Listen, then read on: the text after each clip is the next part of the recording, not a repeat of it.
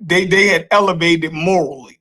You dig what I'm saying? And they brought the rest of the world along with them. And I think, you know what I mean, we should acknowledge that at least.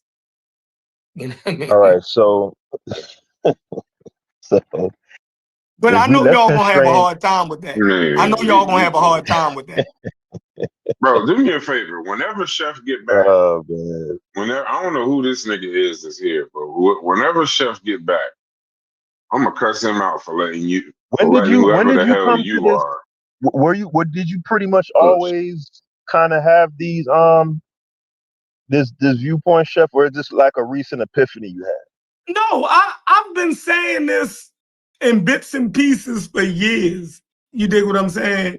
One of the big components of me arguing about Nzinga was, I had highlighted some of that also, right? And Sean and them had threw tomatoes at me. You dig what I'm saying? Because when I brought that component up, and no man, leave me Yeah, but alone. like they did Go a ahead. lot of them African kingdoms and empires at that time is after they kind of played both sides against the middle, Yes. supplied them with guns and all of that sort of thing. Mm-hmm. A lot of them empires became like wholly dependent on slavery, like their whole economy. You know what I'm saying? So Yeah.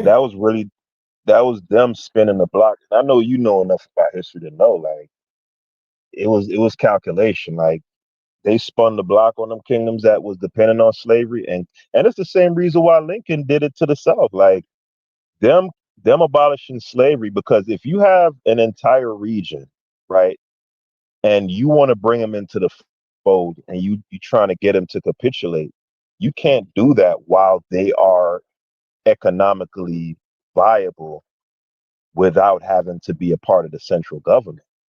So you got to cut off their means of economy.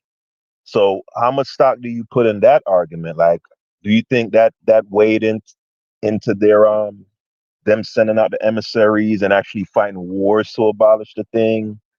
Um, how much do you factor that in, So, if so, any at all? so the first thing is when you look at some of their initial arguments, you'll see the evolution of it, right? Once they declared that all men uh was born free, right? That was something that they decreed for themselves, right? Then they started to extend that same thing to themselves. Right? I mean, outwardly, because it became a contradiction almost. They questioned themselves. We can read it. You dig what I'm saying? Once they said that, all British citizens are free, all British human beings, and then they started to go further with it. You feel me? So it was step by. What's up, G? It was step by step. You know what I mean? Then they said anybody who steps foot on British soil is free. You dig what I'm saying? Because once they said that they was free, then they said, okay, well, we're bringing people here in chains. That's a contradiction. Okay, well, anybody who steps foot on British soil is free. You dig what I'm saying? And then it constantly, so it was an evolution. Yeah, I mean, this is just per history. You know what I mean? Like, what were we supposed to deny that? You know what I mean? Then once they felt as though they had the money and the power to try to persuade other people outside of Britain that slavery was wrong, did that too. That's moral, yo. That's a moral component there. That's crazy. I don't think any government, I believe, any whether I believe, black, go ahead. no, I believe there was a stipulation to that up to 1815, there was a law that anyone, European, African, indigenous, accepted Christianity, be free. And if I believe that was under British law or under the British, so there was a stipulation to it. It wasn't that you just free how. There was things you had to accept. There was things you had to embrace. society. I don't believe that was the truth under the British. Probably under somebody who was Catholic. One of the crowns that was under the Catholics, but under the British they were Anglican. I don't think they had broke away from that. But we can check it.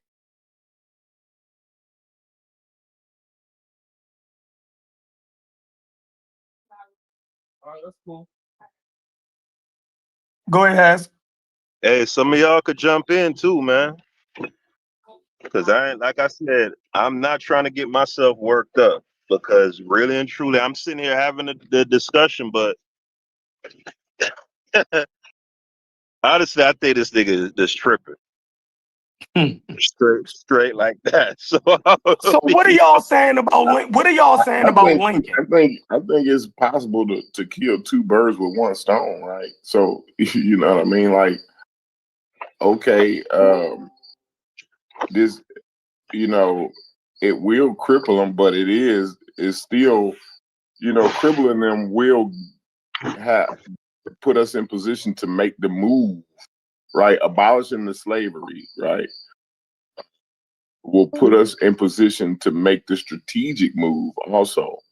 But it can also be moral too. You know what I mean? It could also be something that they was wrestling Corey, within themselves too. He's saying the main driver was the morals, though. You agree with that? So I think humans is complicated, right? So the people who are having this moral dilemma, they're not gonna be able to bring it in every aspect. Like, so they're not gonna be able to bring the morals to the table in every argument to every right. Yeah, so they gotta make it economic and everything else. Yeah, you gotta make economic arguments within that. You know what I'm saying? It's for you to appeal to certain groups of people. You know what I'm saying? So you can't bring the same argument across the board. It's just ain't gonna work like that. Even in this Discord, it wouldn't work like that. Like, to convince the whole Discord of something, like if I wanted to go on an endeavor, right, I would have to, like, Brass would have to see some type of economic benefit from it.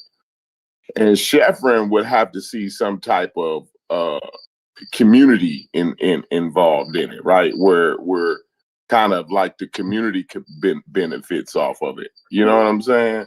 So, like, I would have to, my argument, when I get them in different room, get them in the room, I can't bring the same argument that I bring for Sheffrin to Brass. I can't keep bringing the same argument over and over. I got to bring something else to Fetty. I got to show Fetty where the kids is going to start to advance off of it. You know what I mean? So I got to come from that kind of standpoint with Fetty. I would have to show that some type of Pan-African benefit off of it. You know what I mean? So I would have to bring all these different kind of arguments, but the bottom line is I want to do it for my reason. You see what I mean? I was incorrect. It states that under British law, enslaved Africans and Indians cannot gain freedom simply by accepting Christianity. In the 17th century, laws were passed specifically to prevent conversion from becoming a path to freedom, thereby solidifying the institution of slavery on a racial basis. And the idea that Christians could be enslaved was an older European tradition that conflicted with the practice of chattel slavery in the colonies. This led to legal challenges and uncertainty for slave owners who feared losing their property if their slaves were baptized, as chattel slavery became legally established in the British colonies. Yeah, so it was all kinds of wild reasons why they was wrestling with it. You know what I mean? These people was highly religious. You do have to remember that. Like, these people were highly religious. They didn't have, the internet where niggas is challenging Christianity. You know what I mean? Christianity, it was no challenge to it. It was like you didn't. There was nothing else to know. You know what I mean? At some points, you know what I'm saying? So, But shit, the right wing of today is still super religious. Like when I'm listening to yeah, them but talk. they evolve. So the religion evolved with the times. You know what I'm saying? Yeah, but what I'm saying is you got those like your Nick Fuentes, your Ben Mhm. Shapiro's. Well, I don't know if Ben Shapiro's super religious, but I know Richard Spencer, um, Richard Spencer, the Mhm. Nick Fuentes. Suffice it to say, a lot of them, they'll man, the Bible, they lead with the Bible, Right. right? And 'cause A lot of them, it's a contradictory document. So, you know what I mean? You can use it either way. That's why that's another reason why I don't it helps me not to believe it. But yeah, it's a contradictory document. But it just depends on what parts resonate with you.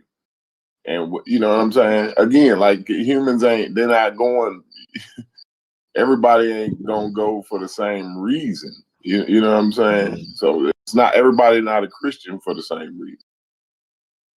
And then like even with the quote that Haskell put up, that quote was from 1858, Haskell, right?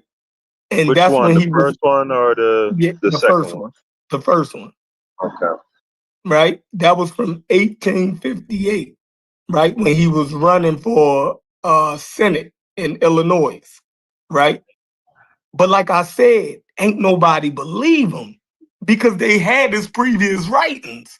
They knew he was playing politician because we can go to quotes from 4 years before that when he said, you know what I mean? Let me find this quote. Right, He but yeah, that's says, what I was just about to say. If you pushing that line, then you gotta show and prove. Like, I'm about give to, me okay. 1854, I have always hated slavery. I think as much as any abolitionist. You dig what I'm saying? So right You there, like they knew, like, put the bro, put the we whole know who we're quote in talking to. put the whole quote in because here's the thing, right? Darwin has quotes where he proclaims he hates slavery too, right? He hates the inhumanity of it. He Yes. hates the right, but at the same time, he believed that intrinsically, those same people who he would have rather have seen a more a humane extermination or a clearing off, as he put it, a clearing off But of we're being. just Hold talking on, about hold slavery. on. No, no, no, no. I'm making a point though. I'm making a point. My point is, a person cannot like slavery because they're squeamish, or they believe that it is a barbaric practice that is beneath his race, right? He might feel that it's outmoded, right? It might not be coming from a moral perspective per se, insofar as feeling that these people don't need to be treated like that. So I would like to see that entire quote that you just quoted. Put it in the if you got it, put it in the Oh, yeah, chat so I can read it. Because like I said, with Darwin, he didn't like hearing people scream and suffer, and but it wasn't because that he felt it was necessarily wrong, right? He just felt like it's ugly. He'd prefer uh a more sanitized way of going about it. You know what I'm saying? Because like that letter that I had showed you, you said you didn't understand that he wrote to his cousin. He was psyched. He was geeked about Galton, instituting eugenics. He was like, hell yeah, I just don't think you could pull it off, but man, go for it, cuz like it's a great, I'd love to see but that happen. I agree. But the problem that you keep trying to link that to that type of thinking to Lincoln, right? When we're arguing, whether Lincoln was opposed to slavery because of morality. They tried to say it was economic and stuff like that. And I'm saying, nah, yo, he was morally opposed to slavery, and he did everything in his power to end it. You like Nah, I get the argument that you're making, and I'm not saying that he necessarily coming from it from the angle of Darwin. I'm saying it's possible. I'm saying that the one little sentence you wrote doesn't give me enough context for why he doesn't like slavery, why he finds it detestable. You get what I'm saying? I'd like to see the whole quote to get a full context of where he coming from. all right, so look, let's do this. Y'all talking about Abe Lincoln? Yeah. They trying to make they having a conflict with another white man. They just can't they can't believe, because Haskell already said he think it's something genetically wrong with white people, far as why. Oh man, oh man. So me trying to convince him that a white person can be just as moral as him, that I think that's an uphill battle. Like, No, I think he no. But Wait, no, let you me already be I said think that clear. they were genetically predisposed to being evil. I think Henry Louis Gates in that quote that I sent you, I think that shit summarized it up very well. Like this entire argument, like you can't deny. I want to read that shit again. Hold on. I think I sent it in the Yeah, read it again. I want to hear it. Yeah, Henry Louis Gates kept it on. Eddie, would you? And then, how can you be comfortable with saying it could be something genetically wrong with black folks, but when Haskell says there's something genetically wrong with white folks, then you got contingent. He's made for one, he's making a generalized statement, right? And group data, I keep saying this, group data isn't saying the shit that Haskell is saying. Like, it's two different things. I'm not saying that black people are genetically whatever. I've never said that. Hold on, let me find this on. So you're It says according to Henry Louis Gates Jr., to apply 20th century beliefs and standards to an America of 1858 and declare Abraham Lincoln a racist is a faulty formula that unfairly distorts Lincoln's true role in advancing civil and human rights. By the standards of his time, Lincoln's views on race and equality were progressive and truly changed minds, policy, and most importantly, hearts for years to come. I mean, that's a black historian saying that. Hey, but Fact. I'm a use Chef argument because I love it so much, right?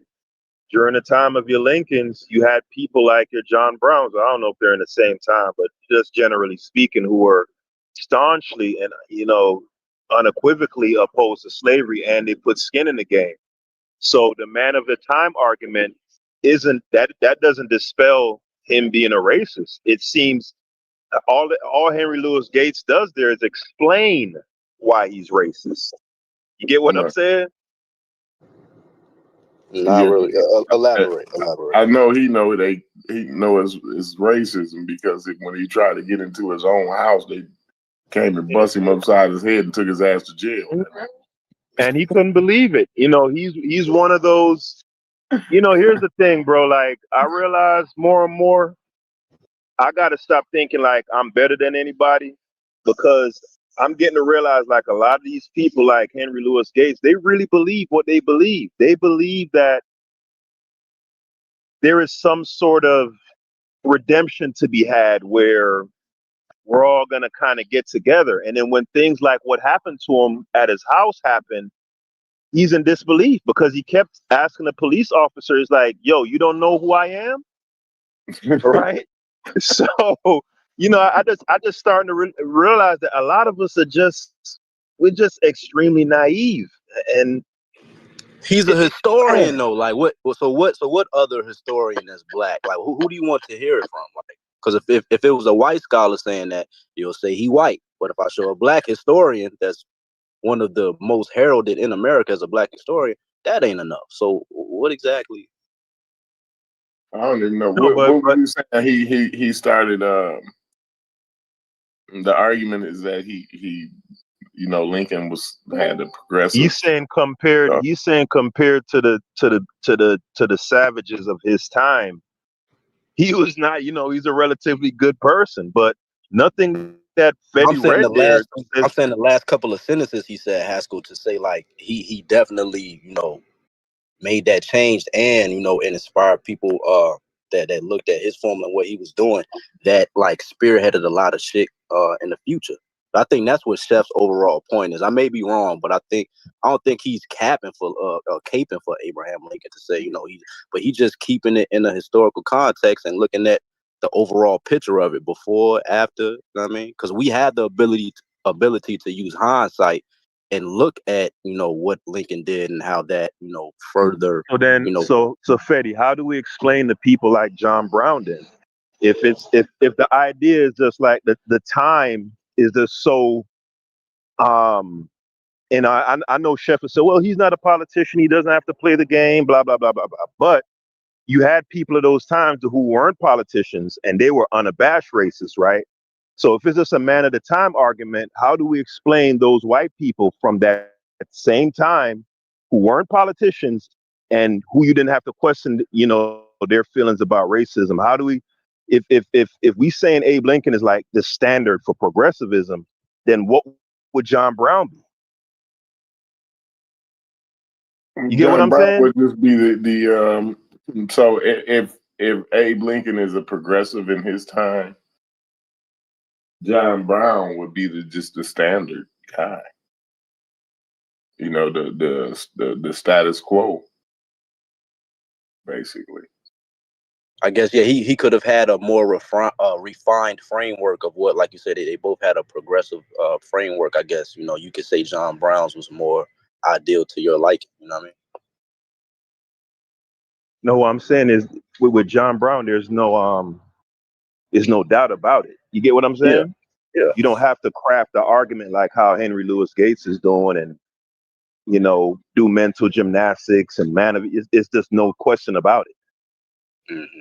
Yeah, So, I mean, I don't want to deter the convo too much, but again, I got like me being from Virginia, knowing a lot of like subtle history of what we was taught. Like, I got a lot of letters from like people who you would deem, a little racist, but they wishy-washy. They write letters, to like Thomas Jefferson's and certain people saying like, yo, we wild and we need to, adhere to, everybody's created equal and they need a fair opportunity at life and we need to leave them alone. Like, it's a lot of people. So that's what make it tricky. And I don't know who said it the other day. Humans are complex, but like it's a lot of contradiction in there. You know what I'm saying? And I'm not knocking you for bringing up those contradictions, but like I try to look at groups who was going against the grain, and not only the problems they was facing, trying to do that, but just from their own circle of people who look like them, and how much of a, I guess, uphill battle that was. So I see what all y'all saying, but you can't deny that they morally had some reason to say what. Like, you can't say it didn't have zero. I mean,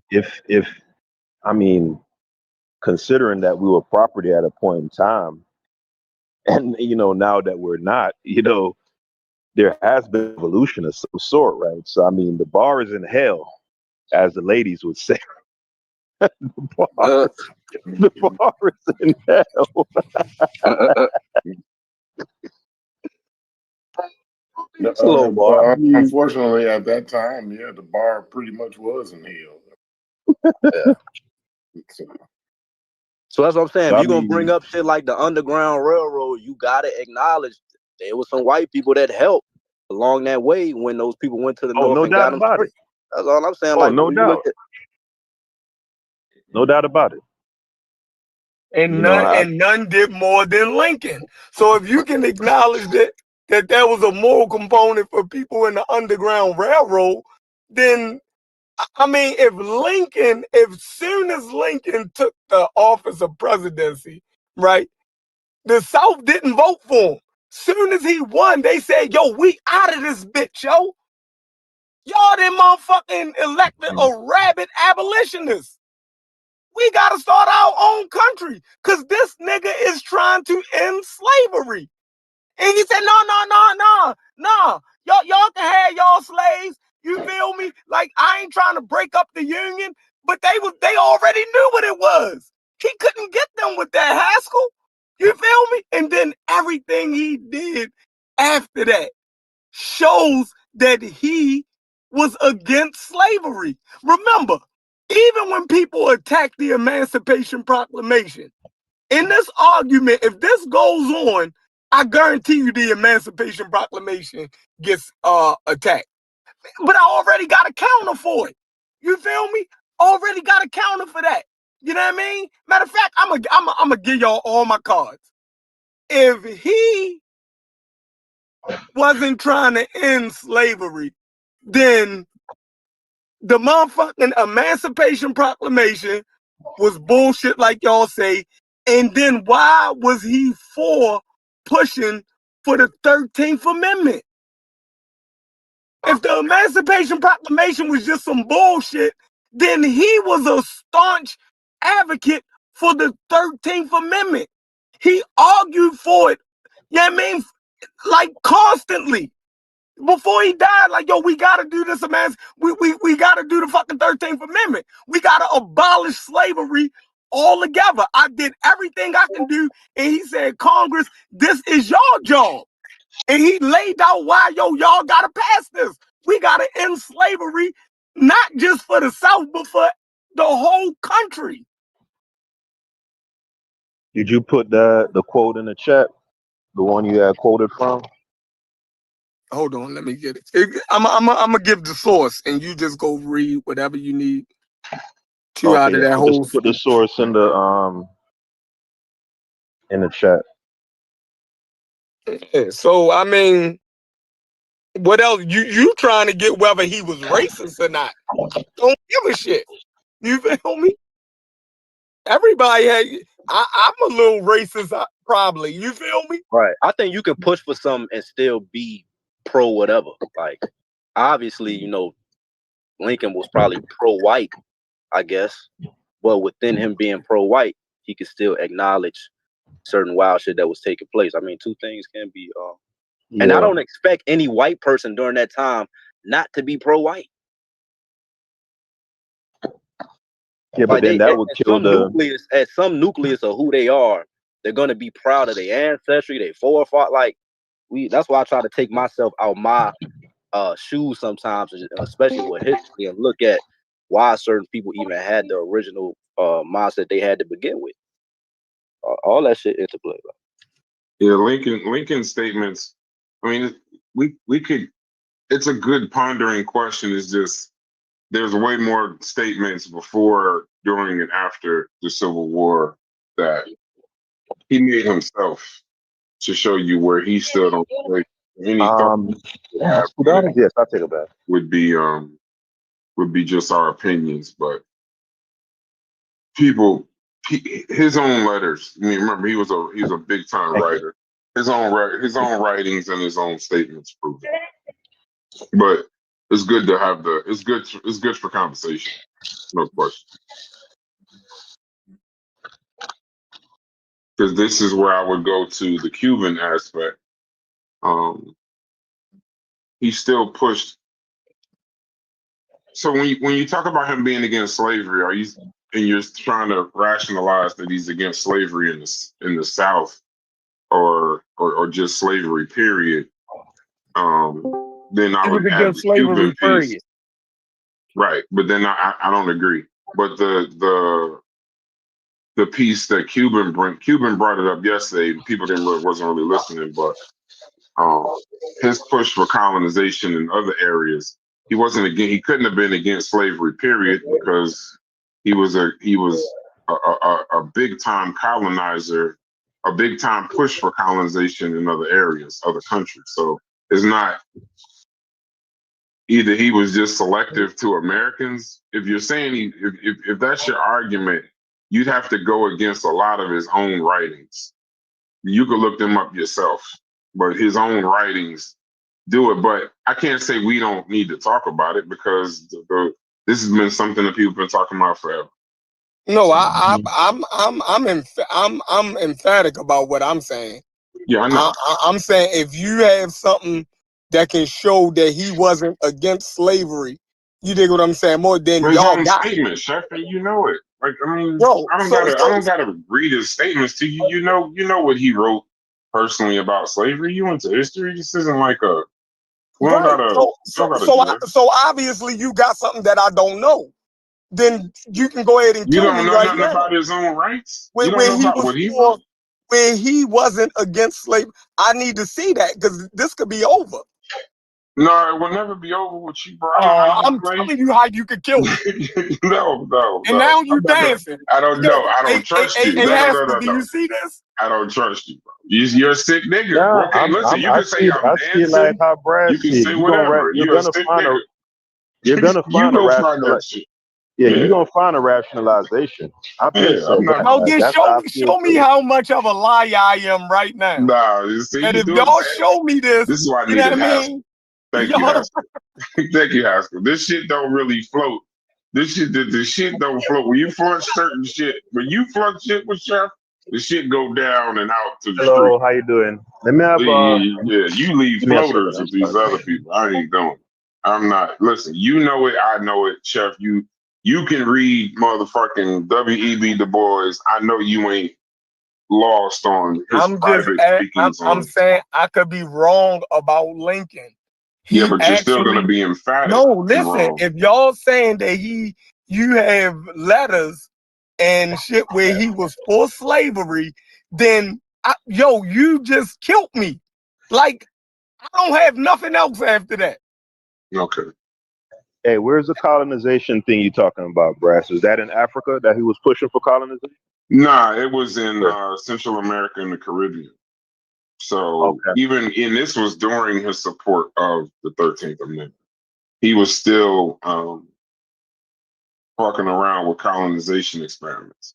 So, and that's not something unless you really study Lincoln, Thank you. you got to look because colonization, that's why when we talk about how sick the United States is, we're sick now, but there were things that were going on then when, with less oversight, where it was a little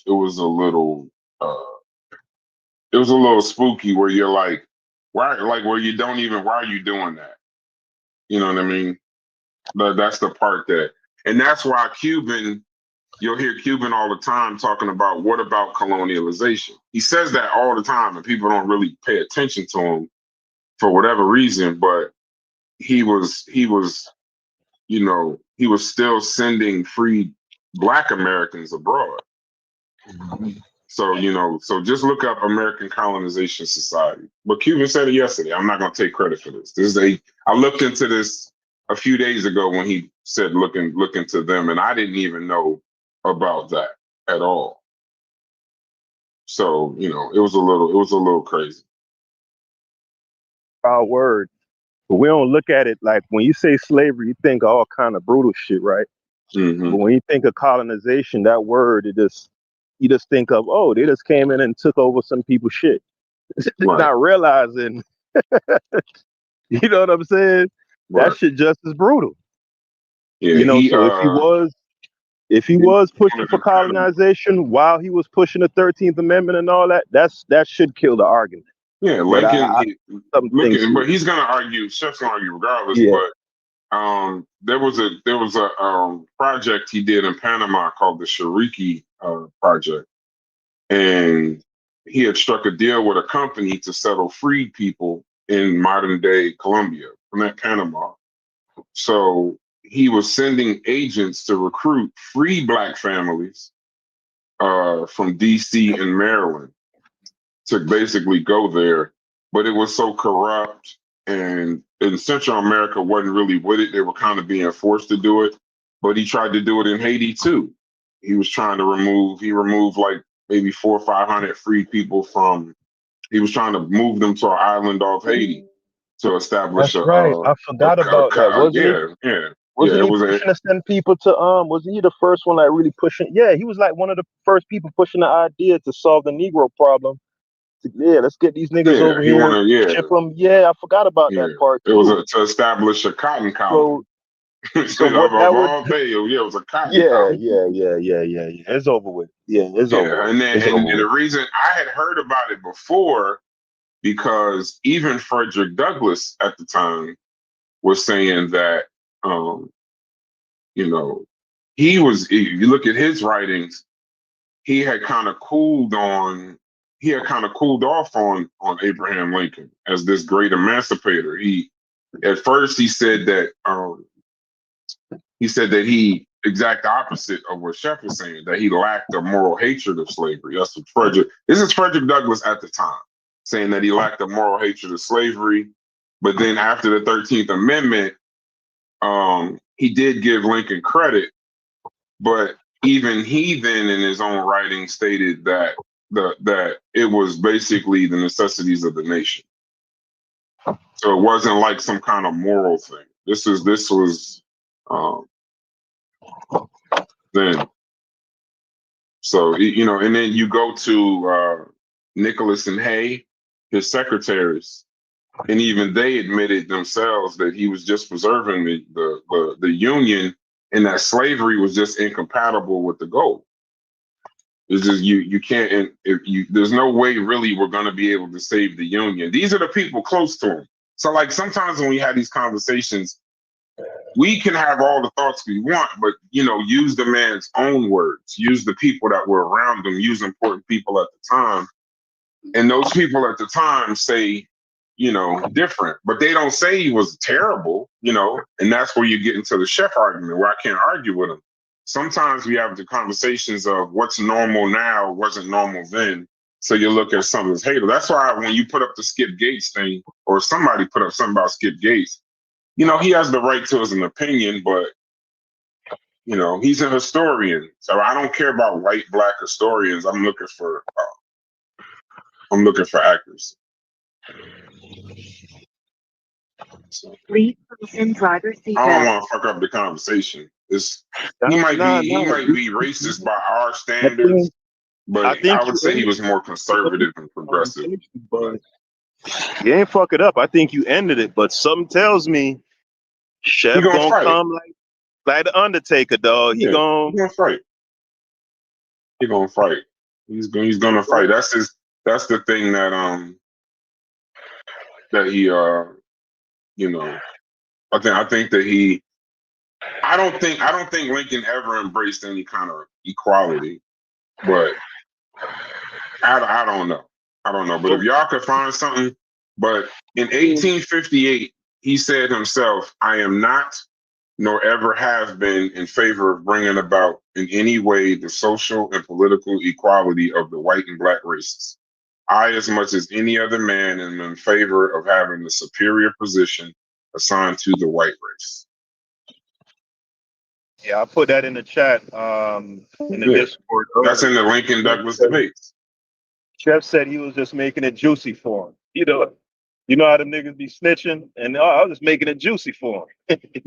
He told black leaders in 4 years after that, it's better for us to be separated. That's when he was doing his colonization efforts. And then also, if you read his book, and I don't know if anybody read it, Chef probably did, he used the word nigga in private and in political circles.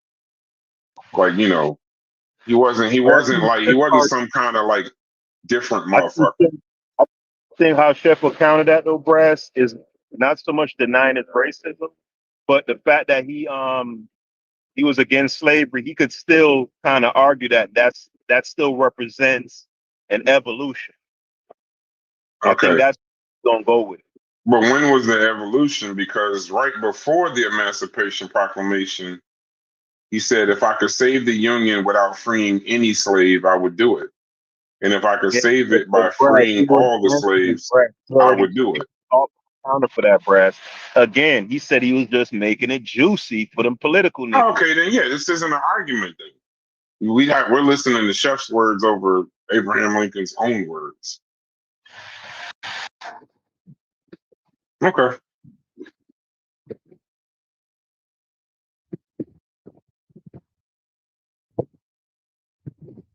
I'm still waiting for them letters about him being for slavery. I'm not listening to all of that nonsense.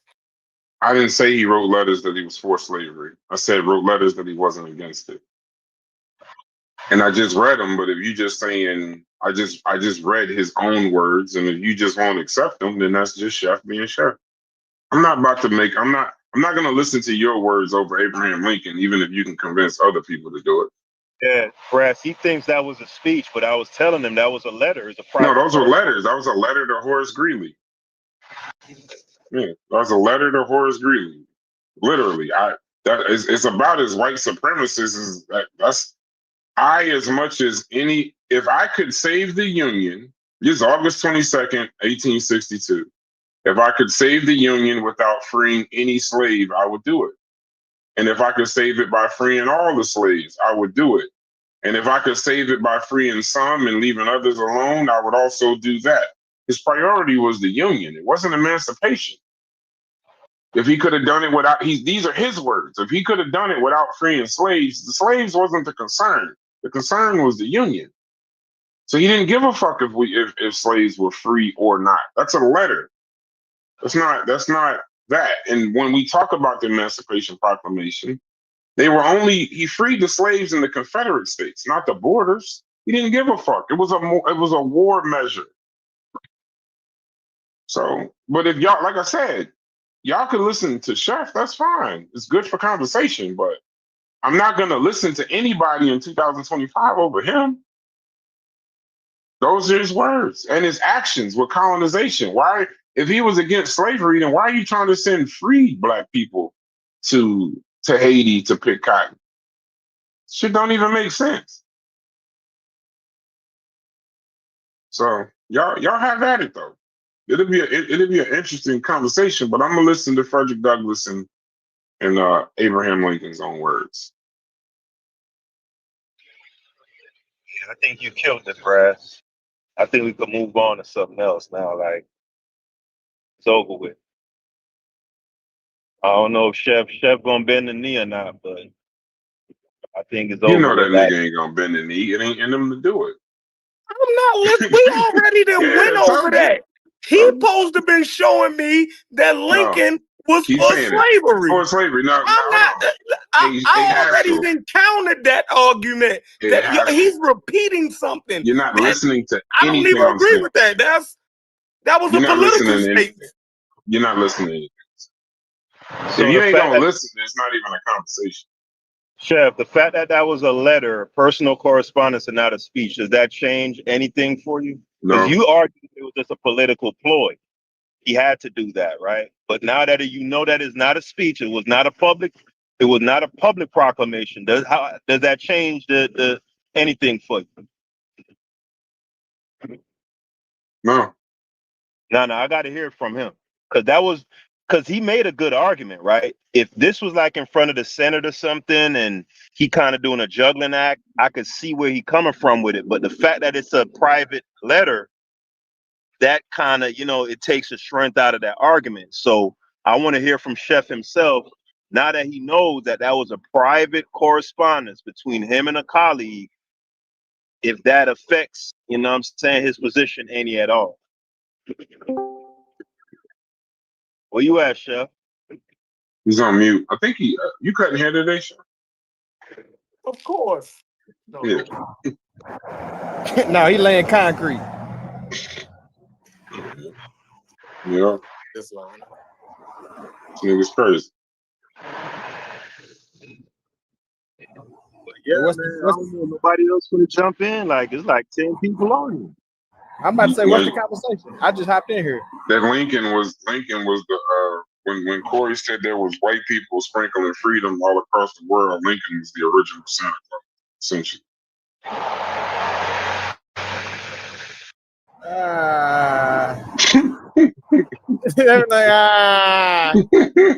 See, that be them niggas living in that double consciousness. Like, we know the bullshit version they teach us, then we know the truth. So whatever Haskell say, I'm rolling with Haskell, nigga. Fuck it. That's my boy. DQ, was it mainly moral or was it mainly political? While 100% political. Political.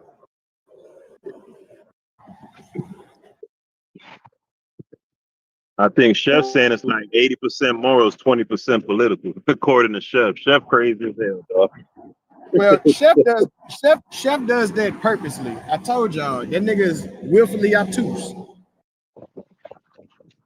I don't know. He's doing a good job because he sounds sincere. He sounds like he really, like he sincerely believed that. So he got me. But that's the beauty of it. You fell for his fucking trap. That nigga Chef know that shit about money. That's why Chef is in there giving a Jewish taper fade right now for money. Right now. It's about money. Money. Ain't no moral. Chef didn't get up and be like, you know what, it's Saturday. Let me cut some niggas hair. Hell no. So this is Frederick Douglass. Mr. Lincoln was not an abolitionist. Ooh. He did not act from a moral conviction of the iniquity of slavery. This is Frederick Douglass, but we're gonna listen to Chef. Brash, you can't do that though. Because you just said a person's opinion. You can't do that. I don't know. I'll take Frederick Douglass's opinion. See, that's what I'm saying. You can't Frederick do that, Douglass bro. You got to be fair, bro. Because I'm never fair. I just treat people the same. I don't believe in fair. But I would say, okay, all right. No. I'm just saying, when we're talking about Skip Gates and Frederick Douglass, at least he's Frederick a modern Douglass historian that has the right. You don't think he has more context than? No, he couldn't have more context. I'm saying as a modern day historian. Okay. No, I'm saying Frederick Douglass was there. No one could possibly have more context. There's no one now studying that time would have more context, bro. Like I'm saying, go back to the quote. I'm saying he's able. Because Frederick Douglass isn't alive now to see how a lot of those precursors evolved into what we see now, bro. That's what I'm saying. No, I'm not rejecting what you're saying. I don't want you to think I'm rejecting it. I'm just saying, as far as context and stature, I would listen to Frederick Douglass in the moment, at the time, more than I would listen to. You're kind of contradicting what you're saying because you just said you don't care about a person's opinion, but you just use somebody's opinion and try to use that. I don't think that's his opinion. I think that's a statement. You think that's? I don't. That is not opinion. Frederick Douglass was a primary source. It was his time. He was living during that time. So therefore, we can use Frederick Douglass' argument and Frederick Douglass' work because we use it in every other. We use primary sources in every other semblance when we discuss history. Right? We use primary sources. And Frederick Douglass is a primary of his time. He had interaction with men who had interaction with Lincoln. So Frederick Douglass make a comment, it has to be taken more seriously than Skipgate. Because Skipgate is not primary. He's basically making his opinion based on other sources that he have already was of that time. There's two different times. Frederick Douglass can make that statement. You can make a statement about Charlie Kirk now based on the YouTube videos that you see. Would that be an opinion that is not valid? When you witness a man word from his mouth? No. So you have to Frederick Douglass words will have a lot of weight to them. Do you have to believe it? No. But you cannot say it don't have any weight.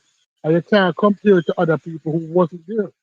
Opinion to say their opinion is equally as weighted as Frederick Douglass' opinion. Yeah. Hey, Stu Pease, it says Douglass was there. He says, you're right to trust Frederick Douglass's words over a modern interpreter like Skip Gates Jr. Douglass was there. He spoke to Lincoln. He debated. I'm saying you defeat, bro. That you're not even addressing my point. I don't even know if I I'm saying okay, bro. All right. So, all right, so therefore, he spoke to Lincoln. He debated him in print. Because I wanted to get away from the fact that your original premise was that you don't want to use anybody's opinion. Is it eating you up that I'm talking? Is it bothering you that I'm talking? Just let me finish my sentence. I think you just be playing the semantics game a lot. I don't know, but just say whatever you want. Go ahead, bro. Go ahead. All right. So I thought that it would be just because he was there, Stu Pease, because then that would make more sense, right? If he's just in the area writing about Lincoln, then okay. No. But if he was, it says he spoke to Lincoln, debated him in print and in person, wrote about him extensively. His testimony is a primary source. It says that's what I said. Early in the war. Yeah, But yeah, because he did change. again, he wasn't able to track and Damn. progress. I thought you was done, bro. No, I thought I'm we was not having a done. One second. dialogue. Another one nigga was second. talking. Like, what the fuck? One second, because I said Stu P's name. Give me a second. So it says, because I'm trying to also expound on Chef's point. Chef is correct that Douglas had changed on Lincoln over time. It says he started off thinking that he was cautious, compromising, and unwilling to strike slavery directly. So when he said he's not an abolitionist and he did not act from a moral, that he viewed Douglas, he lacked a moral commitment.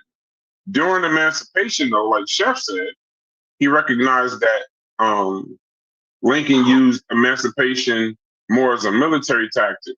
The proclamation itself was not a declaration of equality, it was a war measure.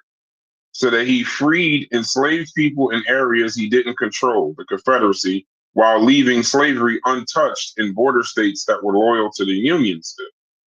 And then after Lincoln's death, Douglas softened. That measured by the sentiment of his country, Abraham Lincoln was swift, radical, and determined. Measured by the sentiment of his time, he was slow, cautious, and reluctant. So he respected that he grew into the role, but he still admitted that he was no early moral abolitionist. So I mean, that's why I'm saying at least he can recognize that in his death, he realized that there may have been some form of a moral component, but his actions didn't. His actions Frederick didn't. Frederick Douglass just did the Mark Antony speech, Friends, Romans, Countrymen. That's all he did when he spoke about Lincoln after his death. It was a Mark Antony speech from Julius Caesar. You don't speak badly about the dead. So he was just trying to tread a middle ground. Lincoln was an asshole. And anybody who sees Lincoln as anything else as a black person, Man, of course he was. Of course he was. He was definitely a white supremacist. Yeah. Of course he was. If Lincoln is against slavery but is a politician, then so he would be against slavery, but he would be a moderate politician. Did Lincoln to the blacks as equal? In any Lincoln's paper, did Lincoln ever say a black person as equal? In any of his papers, any of his writings? It ain't about equality. It's about that he was against slavery as an institution. He thought it was morally wrong. Oh, you back on the moral things. Yeah, we're back on moral. He did not. Oh no, This moral that's law. not He did. Yeah, no, he didn't do it for morality. He emancipated the slaves. He's the great emancipator, and then he pushed for the 13th Amendment. Chef, don't say that word. Chef, you just been triggering now. You just been triggering now. I don't understand. Chef, you don't understand. You're very clear. Those statements you make show truly that you don't understand. So what was the 13th Amendment for then? No, it wasn't about morality. It wasn't it's the man. Oh my God. Wait, hey, Chef, hold on. Are you familiar with the Corwin Amendment? The Corwin, you ever heard of it? The who? The Corwin, Corwin Amendment. No. You ever heard of it? You've heard of it, you probably don't know. Remember the what's the name where they were talking about, I had to look it up to get the actual name, but the amendment, there was a guy during that time after Lincoln's address in the 1860s, whatever, and he was talking about making slavery permanent.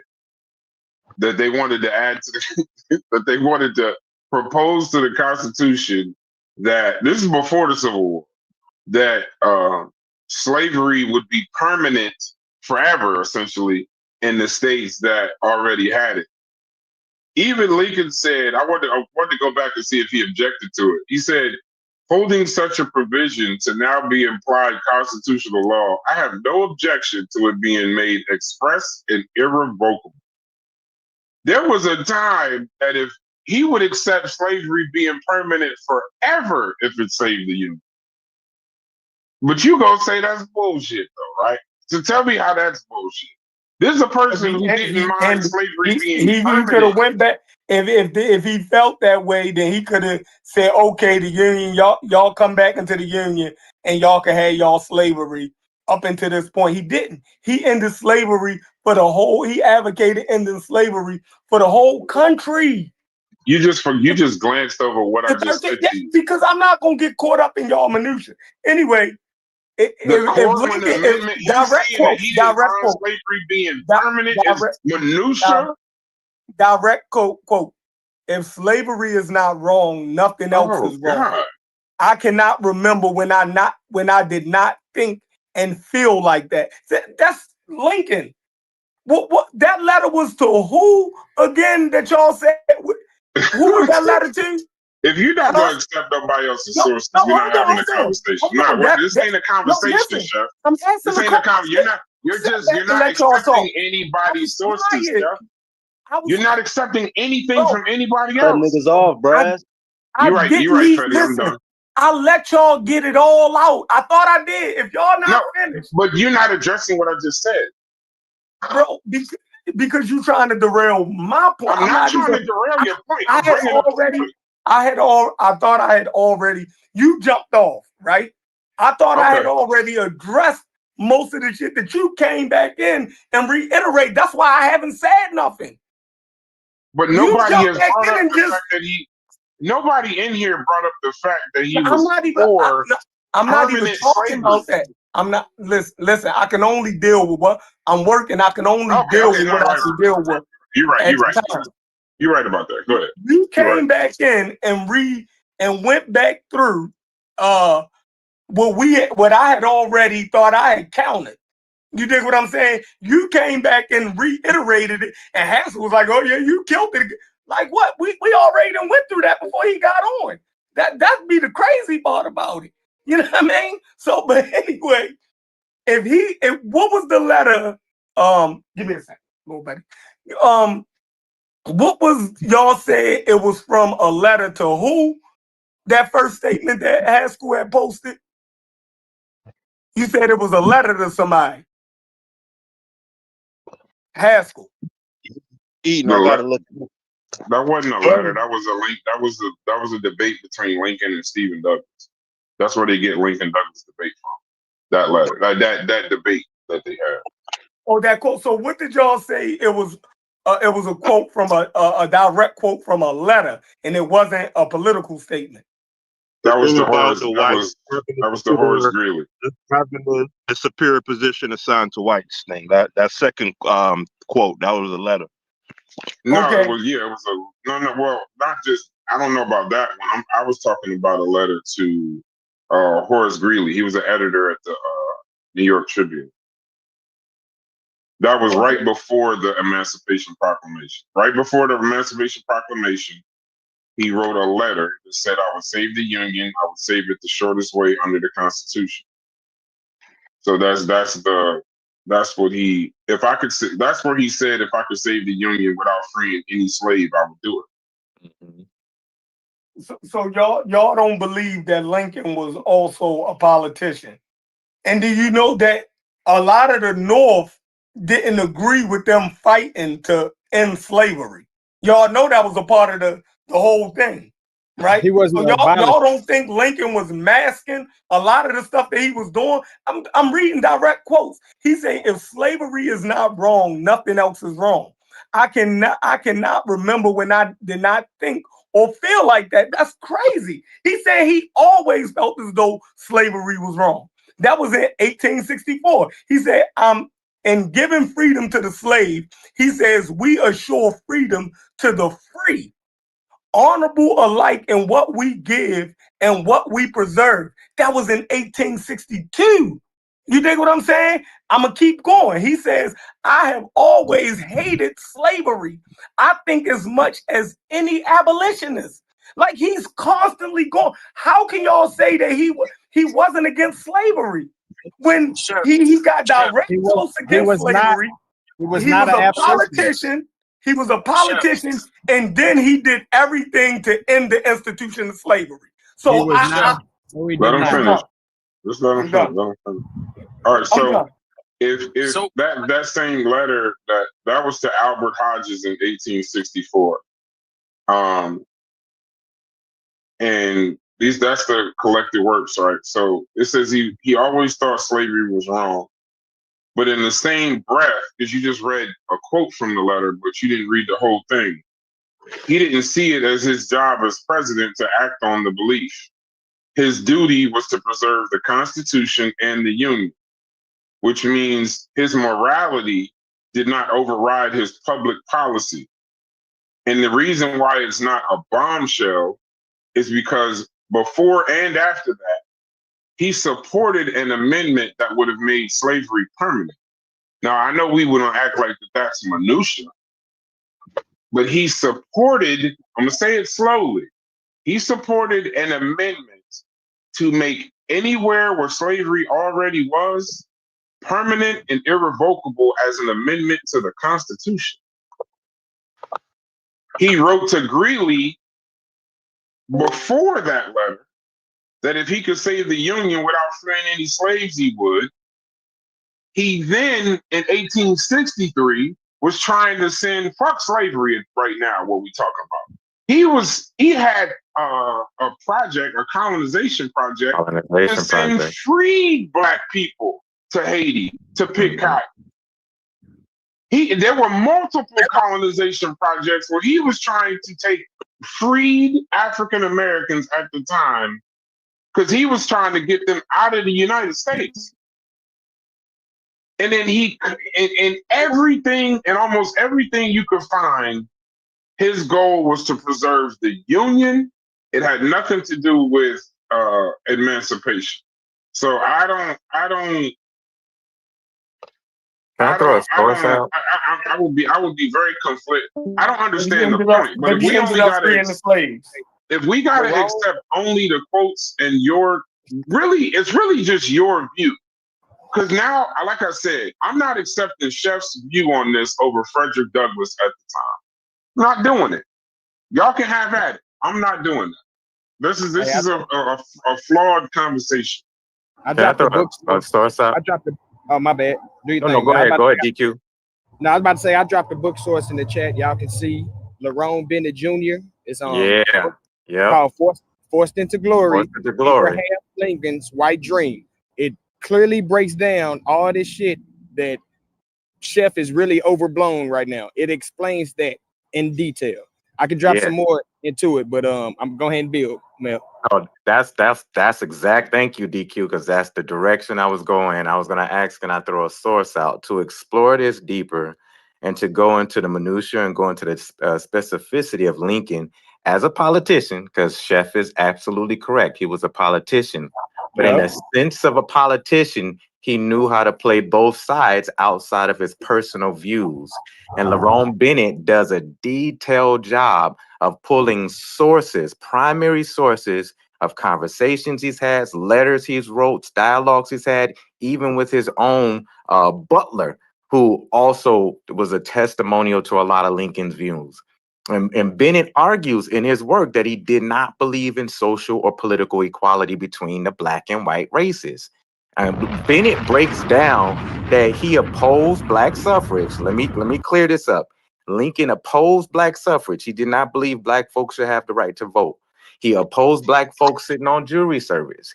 He's even on documented record saying he opposed intermarriages, and other civic possibility of Black folks being incorporated in it. He is on record. This is according to Bennett in some of the first 2 or 3 chapters.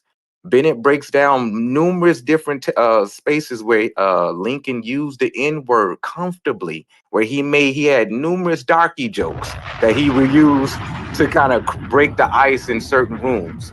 He completely held the views that Blacks were inferior to white folks. And according to based off of what Brass was breaking down, Bennett argues in chapter 5, 6, and 7, because I'm just going off of memory, I could be wrong, that Lincoln supported it, gradual emancipation. If he was able to break down slavery, it was a gradual emancipation that's going to be built on compensated emancipation, meaning like the slave masters was going to be compensated as they emancipated their slaves.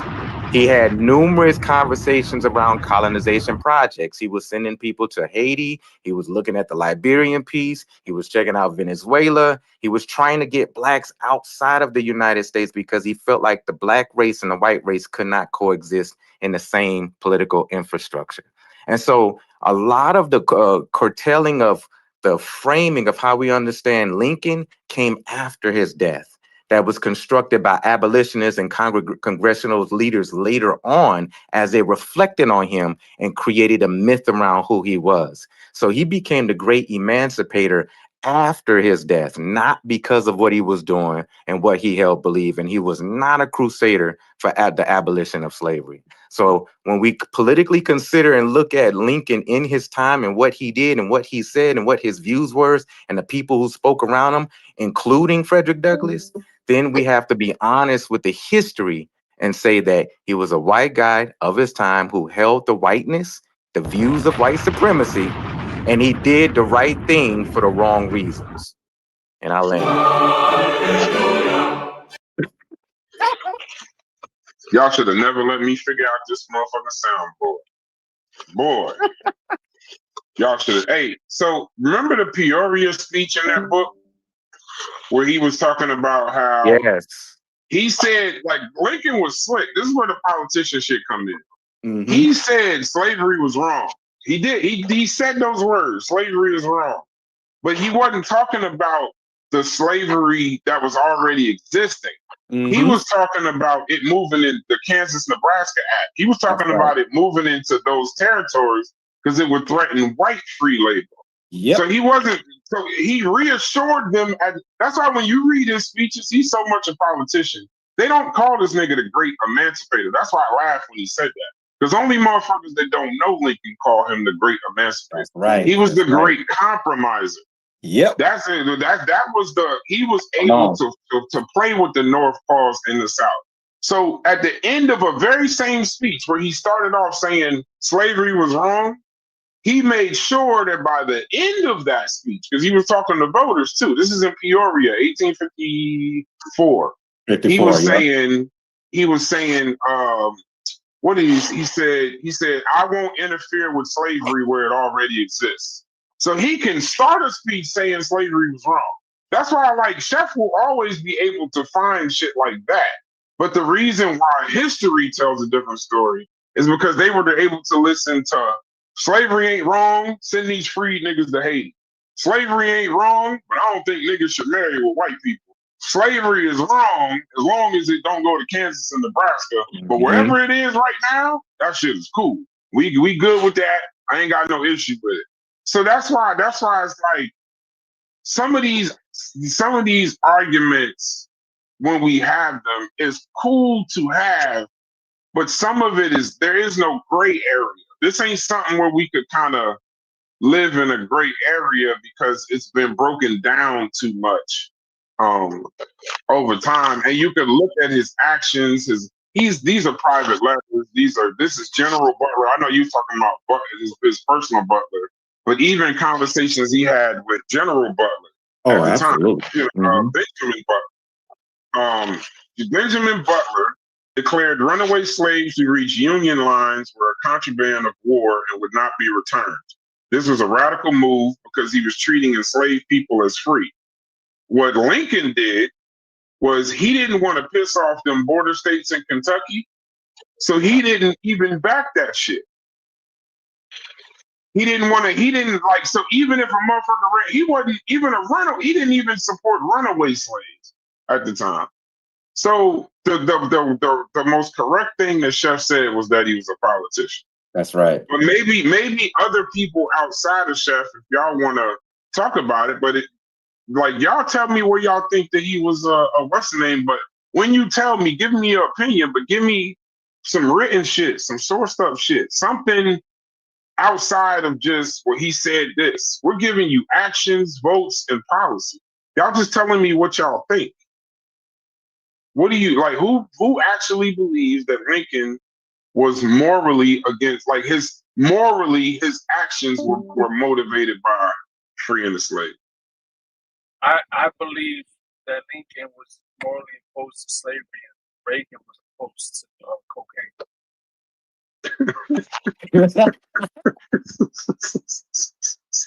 Just say no. Even funny than a motherfucker.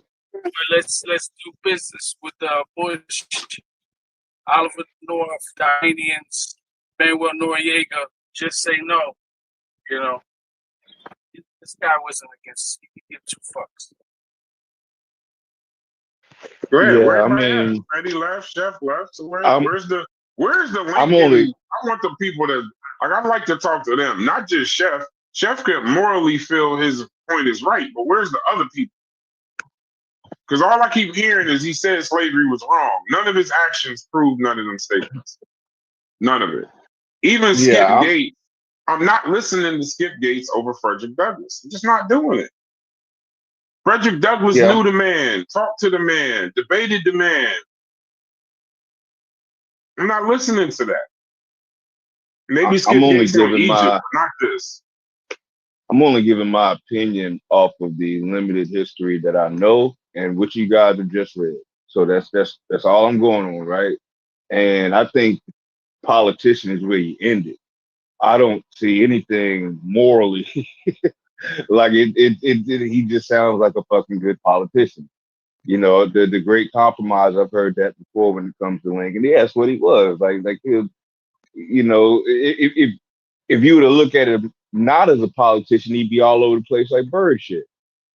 But the fact that he's a politician, like he says what he needs to say to at the time. That's just what it sounds like to me. That's just my opinion. Just my opinion. I don't believe this nigga was going out and freeing nobody for no moral nothing. Nah, I don't.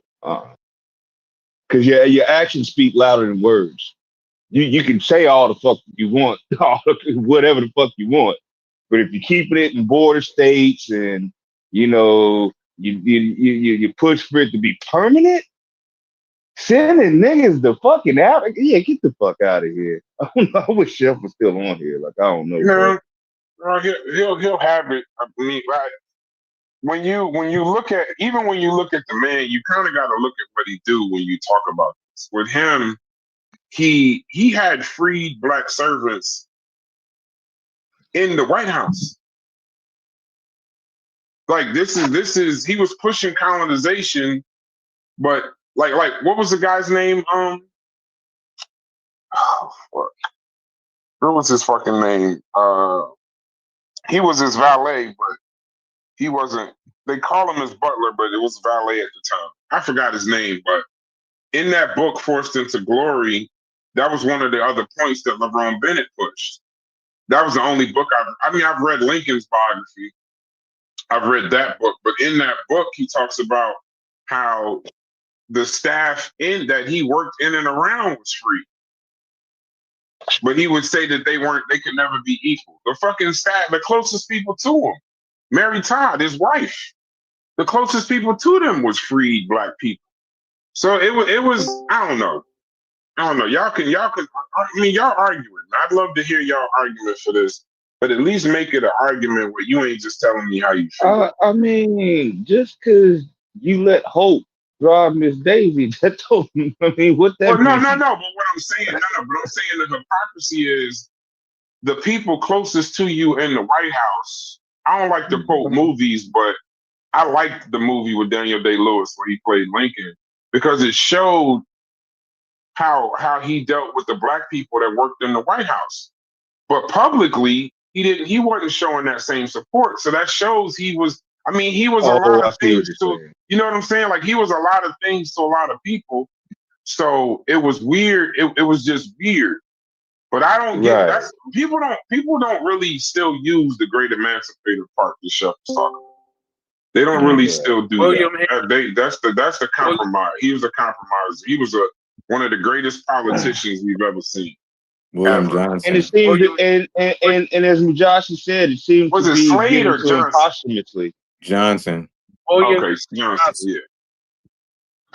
Yeah, this seems to be a posthumous sort of situation. It seems like the people that were his contemporaries did not have this this fairy dust great white hope sort of opinion of him. So like, Yeah. No. Yeah, I'm gonna go with them. Any person that would say out of their mouth, if I could end the Civil War without freeing one slave, I would do it. Right. You know his goal, even if you thought he believed in freeing the slaves, you can tell his goal is just to fucking end the war. Right. And preserve the Union. Yeah, that's it. That's it. That's it. He was trying to preserve the Union. Just we can keep going, but I don't know. This ain't like this. This ain't the sprinkling freedom all over the world. This ain't that. Yeah. Yeah. But I would love to hear someone try it. So if anybody else agrees with Chef, speak or forever hold your peace. Pause. Yeah, I like Corey that. was in here too. Chef gracefully bowed out, man. No, he doing Jewish tapers. That white man told him, listen, if them niggers don't believe in Abraham Lincoln, ain't nothing you can do. But you gonna give me my good white Anglo-Saxon taper and shut your black ass up. Get to work. And make sure you don't fuck up my cowlick, nigga. Yeah, you fuck up this cowlick, you gonna have problems that you can't deal with. Bigger than a nigga named Brass. Them niggers will never learn. A goddamn Mujasi. I got a Mujasi for you. And then flip him a quarter. Yo, you know what's funny? You know what's funny? You literally had to, you know Chef longer than me. And you had to come here today and say, have you always been like this? That was the funniest part of this whole shit today. Nigga said, yeah, not for nothing. Yeah, side point. Have you always carried these feelings on the inside of yourself? Like, have you always been struggling with this? It's crazy. It's crazy, bro. I'm happy to see where it goes. But the funny thing is, I'm still trying. Where's the support? If it's a valid argument, okay, cool. Where's the support? Who else feels like this? Nobody? Well, where's Concrete Corey at? Concrete Corey with the shit. You kept cutting Fetty off, Brass. I did? Oh, my yeah. bad. I mute my mic. I apologize. He's right, though. I will cut a motherfucker off and then complain about somebody cutting me off. I'm a hypocrite in that. I ain't gonna lie to you. I will definitely. Yeah. What I appreciate about what Chef is doing is he's allowing us to see an abstract angle of an argument that we need to always flesh out and have conversations about. We need Chef to continue to explore this direction that he's going in, because it's creating not only good conversation, but it's seeing how far can the Black psychology go to justify an angle that just doesn't have any foundation. We need that. We need Chef to continue doing what he's doing. It's important. It's really important. What's crazy with Jossie is I ain't know that we was actually in the alien self-disorder. Mm-hmm. But we watching it. Like we're actually participating in the alien self-disorder right now. Yeah, I wanna whether Naeem Akbar is quote unquote credible, but I want to read the rest of the book. I don't give a fuck. Like I gotta read the rest of the book, yo. I like this shit is interesting, you know. I mean, it's kind of tough because I was saying in the Discord yesterday, like I feel like we all to some degree got an inner coon, like because at the end of the day, he did say that. Y'all will say some shit that is just crazy. He did say that though. I saw that. Yeah, because if you think about it, right? If you think about it, like we're under siege, so to speak, right? And not only that, the language that we learned, the names that we have, the people who you stopped at people who, bro.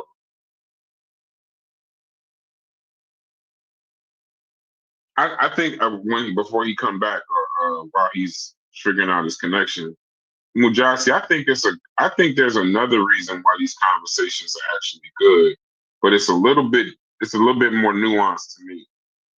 To me, it's the struggle. I don't call it coon because I don't like the word. I think it's a struggle of we built this country, but look how this country treats us. It's tough as an African American sometimes to be proud like that of America like that. You know what I'm saying? It's like it's the you know, it's the I guess it's the not the two-ness, I wouldn't say, but it's just like it's like damn, like yeah, the Emancipation Proclamation was great, but why, you know, why only the states you don't, you know, like why only them? If it's really to like solve the slavery problem, just emancipate everyone. Right. Not just the states you don't control, like emancipate everybody.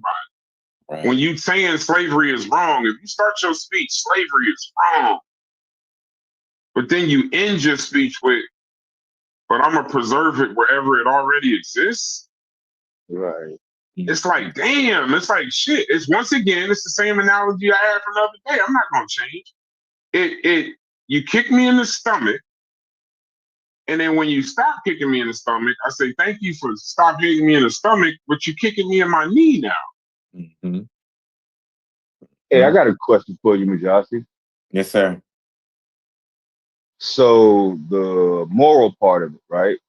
Even when you hear him say slavery is wrong and this, that, and that, do you think he's being 100% genuine, or do you think it's a response to the rebellions that were happening, some of the political atmosphere at the time? You know, there were people who were against the shit. You know, do you think it was genuine? Because again, his actions didn't quite speak to it. So even when I hear anything that they present to me as moral, I'm even questioning it, if that makes sense, dude. So do you think that he genuinely in any way didn't believe in slavery? Like, or do you think it was just kind of all bullshit? You know, it's hard for me to answer that question because the little bit that I've read about Lincoln, you know, he's very similar to how Thomas Jefferson wrestled with slavery and wrestled with the system and the institution and how much he participated. Like white folks in political and electorate positions at that time did have some conflictions. Some of them, not all of them. Okay. Some of them were very staunch. Like, look, this is how the world should be. This is how our economy and politics should be. But there was some of them in their darkest hours journaled some conflictions that they were having as they, you know, pondered on the existentiality of themselves and the world and America and slavery. And some of them did have, you know, according to some like, very private sources, they had some conflictions. Now, did it show up in actions of morality? Not necessarily, because as we see in Lincoln, he was very much of a statesman. He did what he had to do politically to try to advance his career. And so the Emancipation Proclamation was a war tactic. It had nothing to do with his moral convictions. It wasn't something he ethically crusaded. His support to get behind the 13th Amendment was a political consideration because of what other Republicans at that time were doing. So he was trying to stay on the bandwagon and secure his opportunity to be reelected. And so it had nothing to do with his moral convictions. He wasn't morally positioned to see Black folks at the time, Negroes, as equal. He didn't think they had a role in the economy at the time. He was starting to side with the Whig and the Free Soil Party to say, like, yo, the labor development of these new companies and these new factories should go to white laborers. And he really didn't have a strong, prominent plan of what the Negro should be outside of the emancipation. And so he had numerous conversations with Frederick Douglass. He had debates with other Black leaders at the time. And he was going back and forth with other radical Republicans at that time on what is the case for the Negro? What should we do with the Negro? And so he himself was not moved and propelled by some moral sense. We don't see that evident in his writings and some of his speeches. We see reflections, and that's the piece that my brother Chef is trying to elevate, that he had reflections, but it wasn't convictions, and they're different. You know, it wasn't something that it moved anything that he did in politics.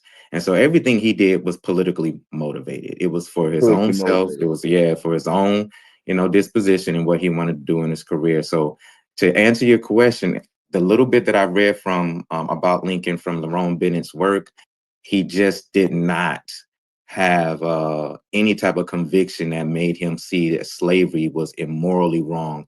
And I'm going to make my political stance here to change the material conditions of Black folks at that time. Yeah, they glossed over a lot of his statements. I mean, the man literally said that if both races are going to live together, there has to be a superior and inferior.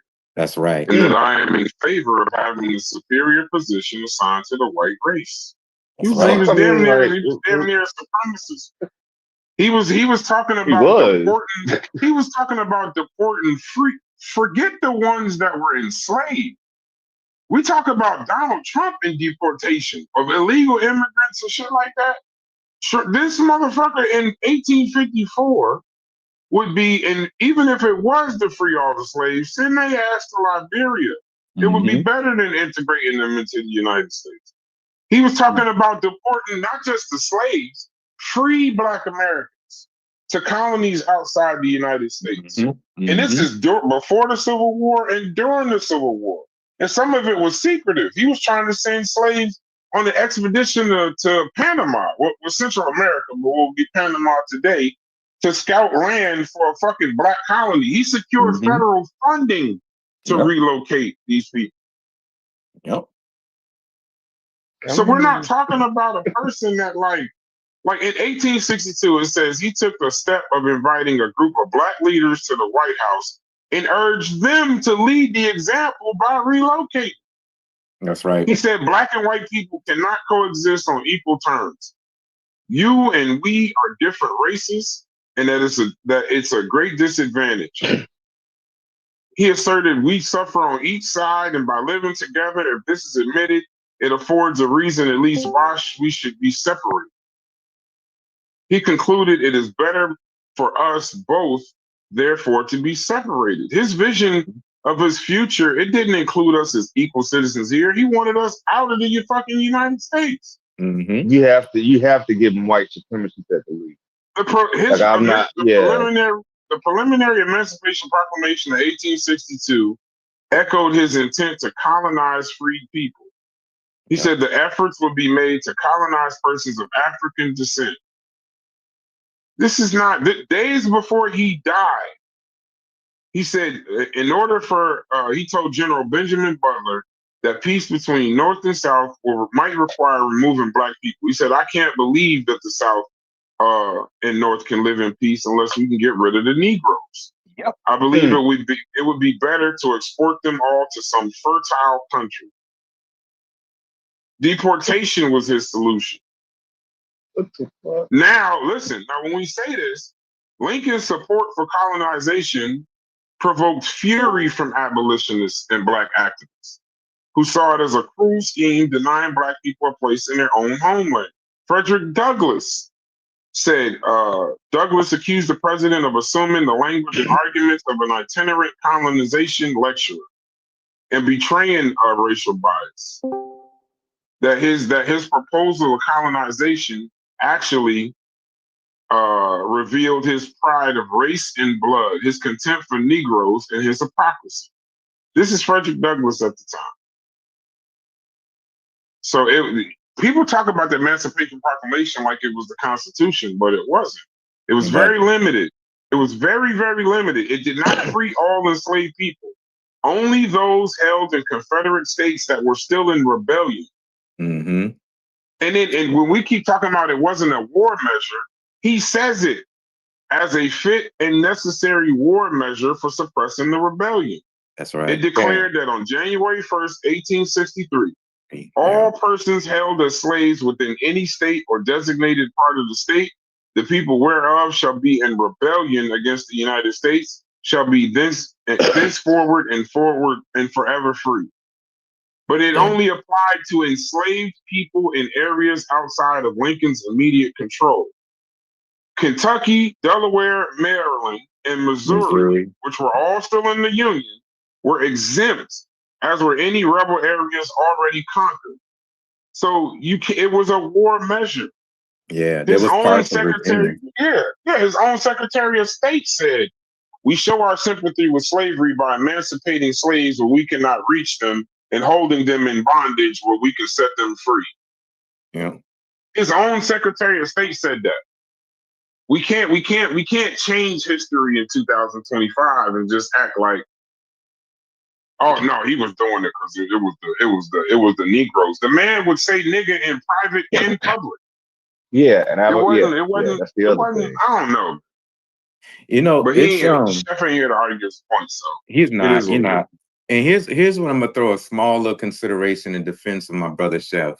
And we got West Virginia because of those 48 counties that were in Virginia that was still a part of the Union. Tennessee was also exempt from the Emancipation Proclamation, and there was parts of down there where Logic was in Louisiana that wasn't a part of that Emancipation Proclamation because it was still part of the Union peace. But where this is where I would create a buffer piece in support of Chef. We can't come after Chef entirely because the image that we understand with Lincoln became prevalent by the turn of the century, where even Black folks believed that Abraham Lincoln was this great emancipator. It was the overwhelming myth that was created and fortified. The reason why we have Negro History Week is because Carter G. Woodson made an estimated guess that the second week in February was the birth of Frederick Douglass and Abraham Lincoln. And so there was a lot of Black folks in the early 1900s. Not only was there a bunch of kids running around with the name Abraham because of Abraham Lincoln, but there was a bunch of even early thinkers and early racemen, if I can use that term, who believed in the constructive idea that Chef is arguing that there was a moral constitution to Abraham Lincoln's swipe of a pen. And so this mythology around him is not new. And it's not it's not something that's coming out of Chef as if it's something that he's doing deliberately. It's kind of like the myth that it kind of existed for generations up until recently. And so you had some scholars in the late 60s who began to question the position that Lincoln was on. And what I've been up developing 15 years, I'm going to say it took Lerone Bennett like 15 years to come up with that piece, but it was a 15-year project. And he was getting like he was getting attacked by different, Skip Gates and a few different people who was like, nah, it wasn't that bad, because you're shattering the image of a great white savior to Black folks who long held this idea that Abraham Lincoln was this great man. And so now when you write this book that's damn near 500 pages long, talking about he was not what you think he was, and he's something over here entirely different, people have to wrestle with that for a couple of generations. And some people altogether just say, fucking, I ain't believing that. Abraham Lincoln was a good old man, and when you got both of those of the world, both of those exist. And so I'm not ever going to blame my brother Chef for really trying to push and contend that point around Abraham Lincoln in the Civil War, because that's not his. He's echoing a sentiment and a held sacred belief around Abraham Lincoln that Black folks been holding on to since the early 1900s. But the key word you used was myth. Yeah. A lot of those things that were said, even with Carter G. Woodson and all of them, a lot of those things that were said was, I got a group of stupidity right there. That was in his death. Mm-hmm.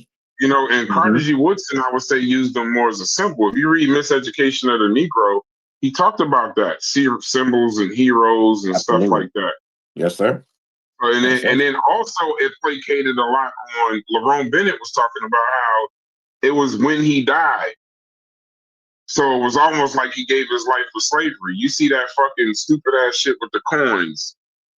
He's the only one with a copper coin facing the other way because he turned the back. I mean, all this mythical ass stuff, but people, but like, it's just the reality is, I think he was more a saint after his death because during his life, Douglas was chewing his ass up. Oh, for real. Frederick Douglass was chewing him up. Yes. And when we're and the thing is, we use these definitions very loose. Someone in here said that Abraham Lincoln was an abolitionist. An abolitionist is for the complete and erratic. And I'm not saying this is my definition, so I'm gonna use it loose. Or I'm gonna be a hypocrite right now. An abolitionist is for the eradication of slavery, not for eradication of slavery, just not the border states. You're talking about people during that time. You know, we could look at the abolitionists of that time. The abolitionists of that time weren't in the frame of how can I say it? They weren't in the frame of like trying to play around. These were people that was trying to get that shit out of here, get it going. This is William Garrison, Douglas, Tubman. People forget about Harriet Tubman a lot in these conversations.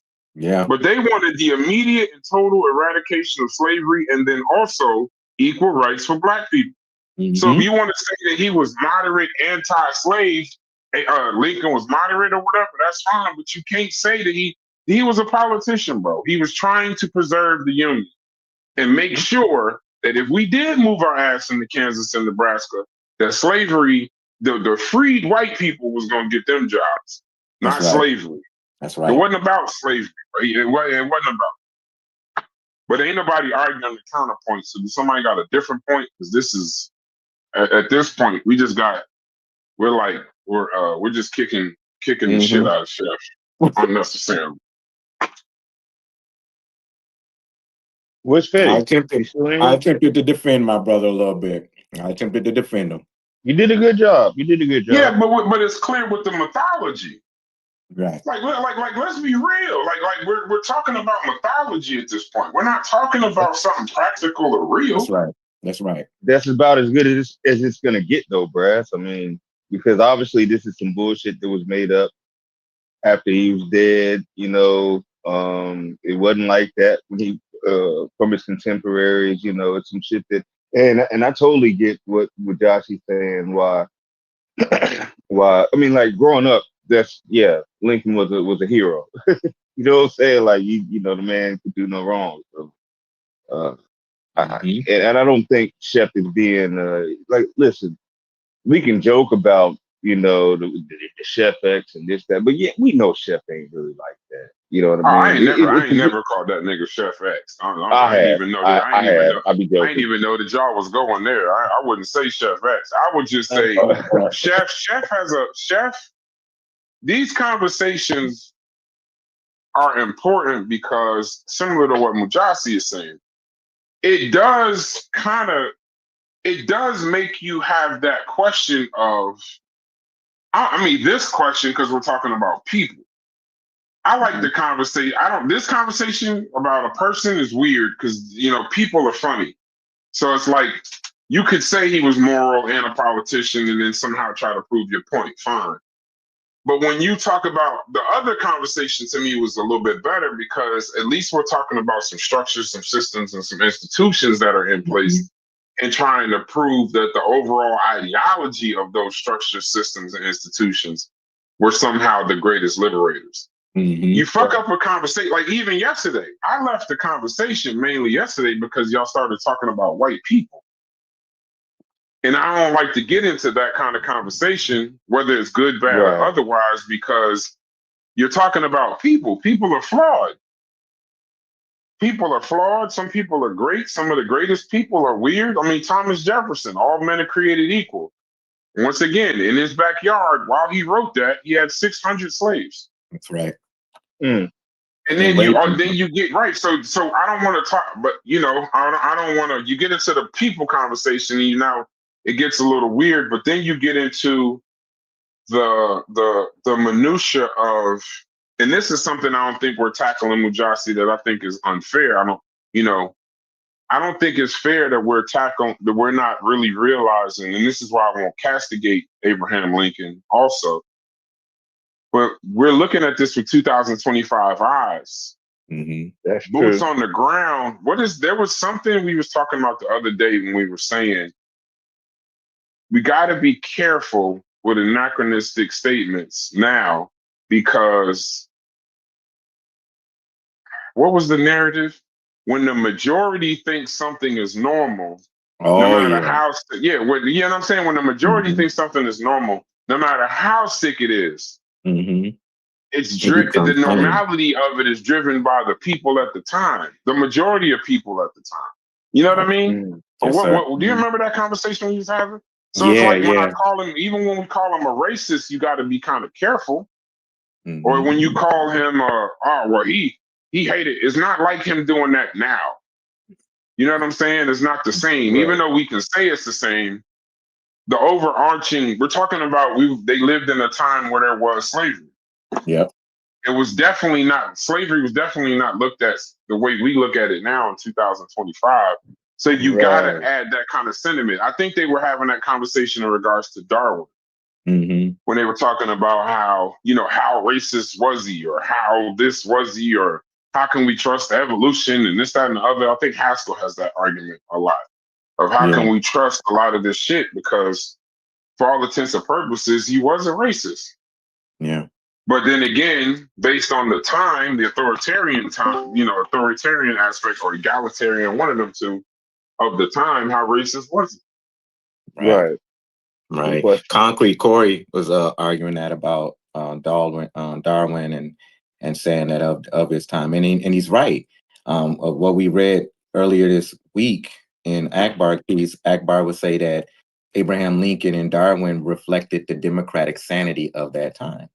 You know, like they were part of the social norms and the behavior normality that would have been sane for that time. And so, you know, that democratic sanity of white supremacy and racism, Abraham Lincoln reflected that. If we was to transfer him in today's terms, he would I don't know what he would be. I'm just throwing this out there. I could be wrong. He would probably be your Bill Clinton, you know. he will probably reflect that type of kind of liberal politician where, you know, he stands somewhat in the middle, but very politically motivated. Yeah, like he beat Bill Clinton, but with Bill Clinton, you can never remove the '94 crime bill. Exactly. So it's like as liberal and as progressive as he is, that nigga sent motherfuckers to prison forever. Right. That's right. So you see those conflictions, and Abraham. Right, because we're talking about people. See how crazy it gets when you start talking about people. Yeah. I don't want to talk about the people. Let's talk about the systems. Now, when we talk about blacks in history, a lot of times we end up having to talk about people because we weren't in control of those systems. We weren't, it's not something that we control. Go ahead. I mean, you want to talk about those times, like I don't know, man, wouldn't he be considered more than progressive? He'd be, well, no, I guess not if there were other abolitionists who were saying he wasn't really about that life. But I'm just thinking in those times, like, you know, it's pretty bad. You know what I'm saying? So like, I would think some of his ideas might be. I mean, yeah, wouldn't they be considered? Like, you got to give him credit for that, right? That shit would have almost been radical, right? What's up with y'all, man? Hey, can y'all hear me? Yo, y'all can hear me? Yeah, we can hear you. Okay, I don't know what was happening with my phone, but I had wanted to say to Brass and Mujasi, the fact that he still was okay with slavery still going on in the states that were in control of the Union, that's the silver bullet right there. Like, if we could distill this whole thing down, that's the silver bullet. Like, if Chef come back on here and still attempt to fight that particular point, then you know he not having an objective discussion. But yeah, y'all killed it right there. In that speech, and the colonialism. In the Peoria speech, 1854. What's up, Logic? I don't know if you're trying to talk. You want me to fall back? No. I was just trying to get caught up in what y'all was talking about, but I'm listening. Go ahead. Okay, in the Peoria speech, 1854. Look that up, Haskell. He starts off the speech saying slavery's wrong. But then he ends the fucking speech saying, but he's talking about slavery is wrong, but in the context of the Kansas-Nebraska Act. Because he finishes the speech by saying, wherever there are slaves, essentially right now, that's fine. So then you ain't talking about slavery, bro. You doing politics. You trying to get elected right now. You don't give a damn. Like the Kansas-Nebraska Act, he was concerned about slavery spreading west. And if slavery spread west, it wasn't even that he was concerned about the states. He was just making sure that if it was free labor, that free labor was going to go to white people. White folks, yeah. So and then the gun to the silver bullet is we're only talking about what he did to enslaved black folks. He was trying to send freed black people outside of the United States to work out. Go pick cotton. Yeah, if you're willing, you call the leaders to the White House, black leaders to the White House, to tell them, listen, the only way I could do this is if they do it willingly, because these people are freed. So you niggas, y'all go first. Be the examples that they need to see. Could you imagine being proud to get an invitation to go to the White House and then have the president say, I'm doing this colonization shit in Panama, in Haiti. And in order for your people to see you as their leader to understand what I'm trying to do, you niggas willingly go first. Because there ain't no way this is going to work inside the United States. This black-white thing ain't going to work. But you want me to also flip the script and believe that this nigga think that slavery was, no, black people shouldn't be slaves. When he supported a fucking amendment to make it permanent. Y'all talk about the Emancipation Proclamation. What about the amendment from Corwin, who said this shit would be permanent, irrevocable amendment to the Constitution that slavery, wherever it is right now, is permanent. As long as if that'll end the Union, fine. The nigga was trying to do anything he could do to preserve the Union. It's just after the Emancipation Proclamation happened, he died. He died a martyr. And it seemed like he died as a martyr for slavery, but it wasn't that. His timing of him dying just made it seem like he died to free the slaves. But y'all, listen, I'm still waiting on the argument. I heard it. I'm assuming this must only be how Chef feels. Because if nobody else feels like that, we could talk about fucking football or something.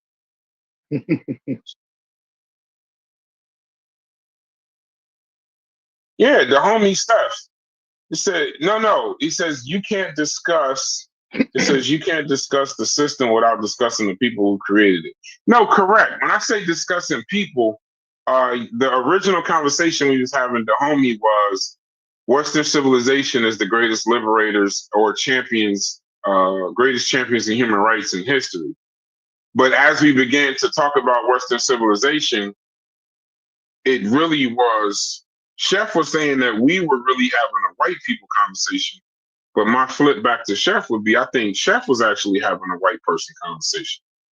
I was trying to talk about the institutions, and I think it was white people are the greatest champions and human liberators, because when you do the Western civilization argument, it's flawed because most of us were brought to Western civilization.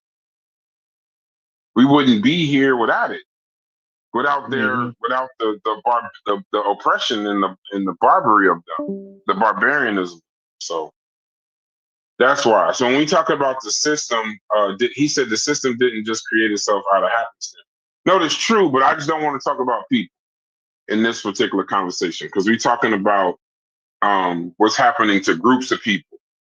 And usually, to me, when you talk about large swaths of people or races of people, it'd be better to focus on the systems behind it, the institutions behind it. Or if not, we just gonna start talking about, well, this white man thought this, and this white man thought that, and this white man thought that. Yeah, no, I'm not doing that. All right. That ain't even a good conversation to me, in my opinion. But y'all have at it, bro. I didn't ask for this conversation. I just participated. But everybody, I guess whoever support Lincoln ain't hearing them.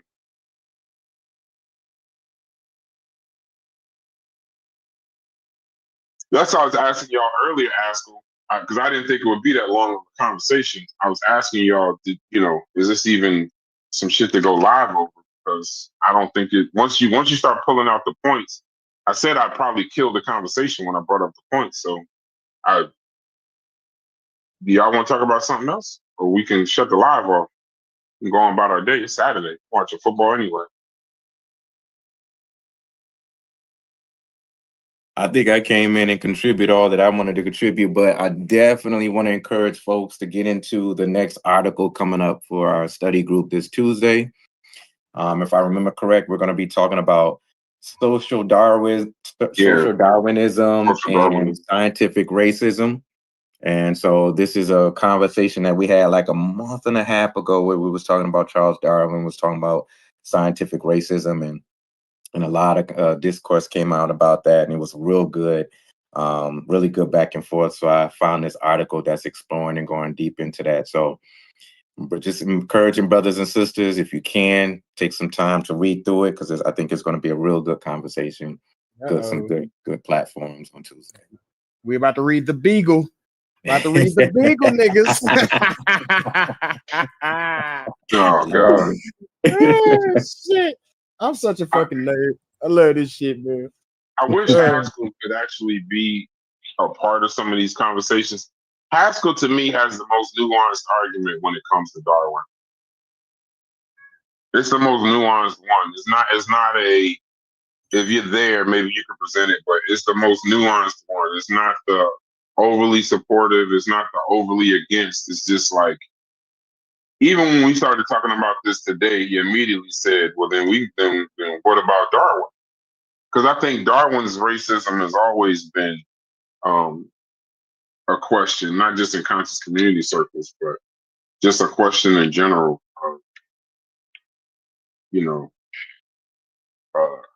What we're accepting this now. The work eventually proved out, so you could remove his racism, but I think a lot of times people will always have a hard time accepting his thoughts, because it was like, man, this guy was a fucking racist. Mm-hmm. But then you go back to whatever it was of that time per se. So you gotta add that little piece in there.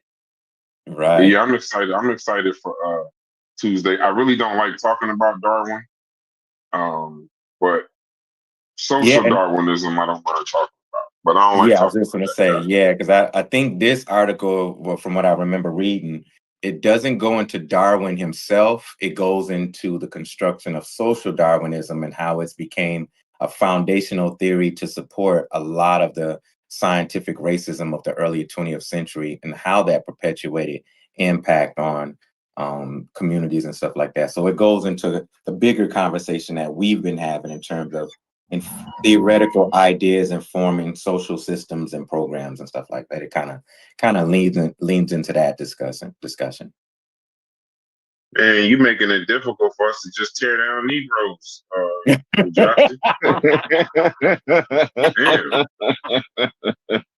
are you doing? Are you an agent? You trying to get us to stop tearing? The community is mad at you, bro.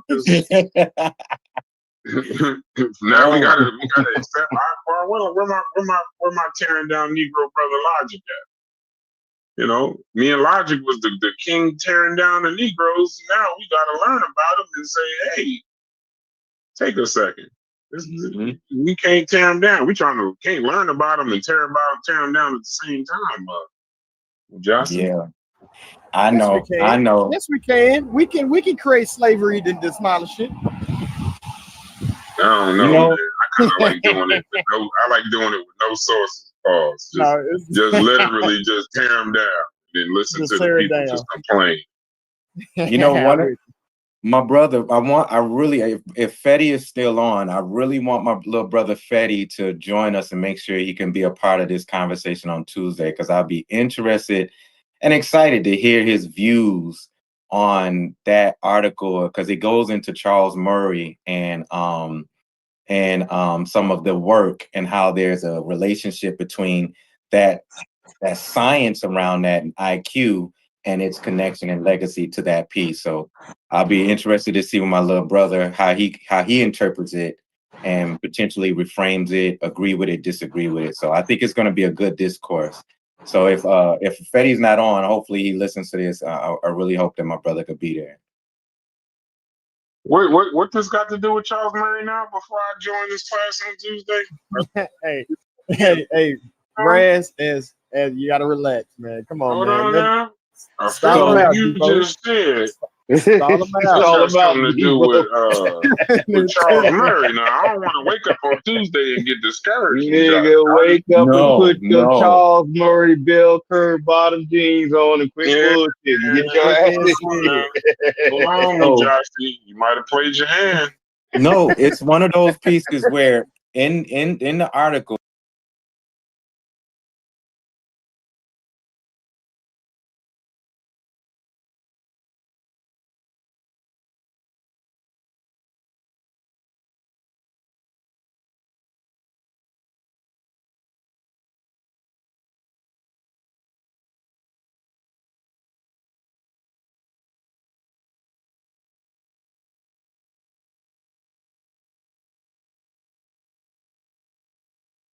curve idea and reframe that as a legacy or scientific racism revisited. So I think they got like a couple of paragraphs where they go into Herstein's and Murray's work and look at that as been an extension of scientific racism.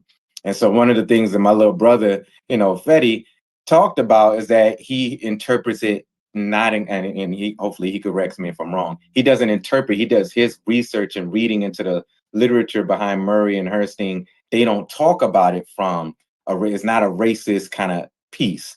And so it kind of explores that. The article is not entirely about that, but it revisits that in its conclusion. So that's why I think it's a good piece for us to have some conversation about. It's not about the bell curve and their work, but it concludes with kind of making an argument that work is a revisiting example of what scientific racism looked like in today's terms. Well, Joshua, do you think that we are free from scientific racism right now? No, I don't think so. No. Not Anybody think we are free from it?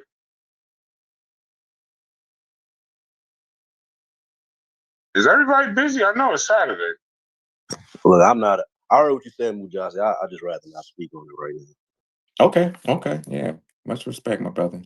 I don't think we're free from it. I don't think we're free from it. You think we are? No, I don't.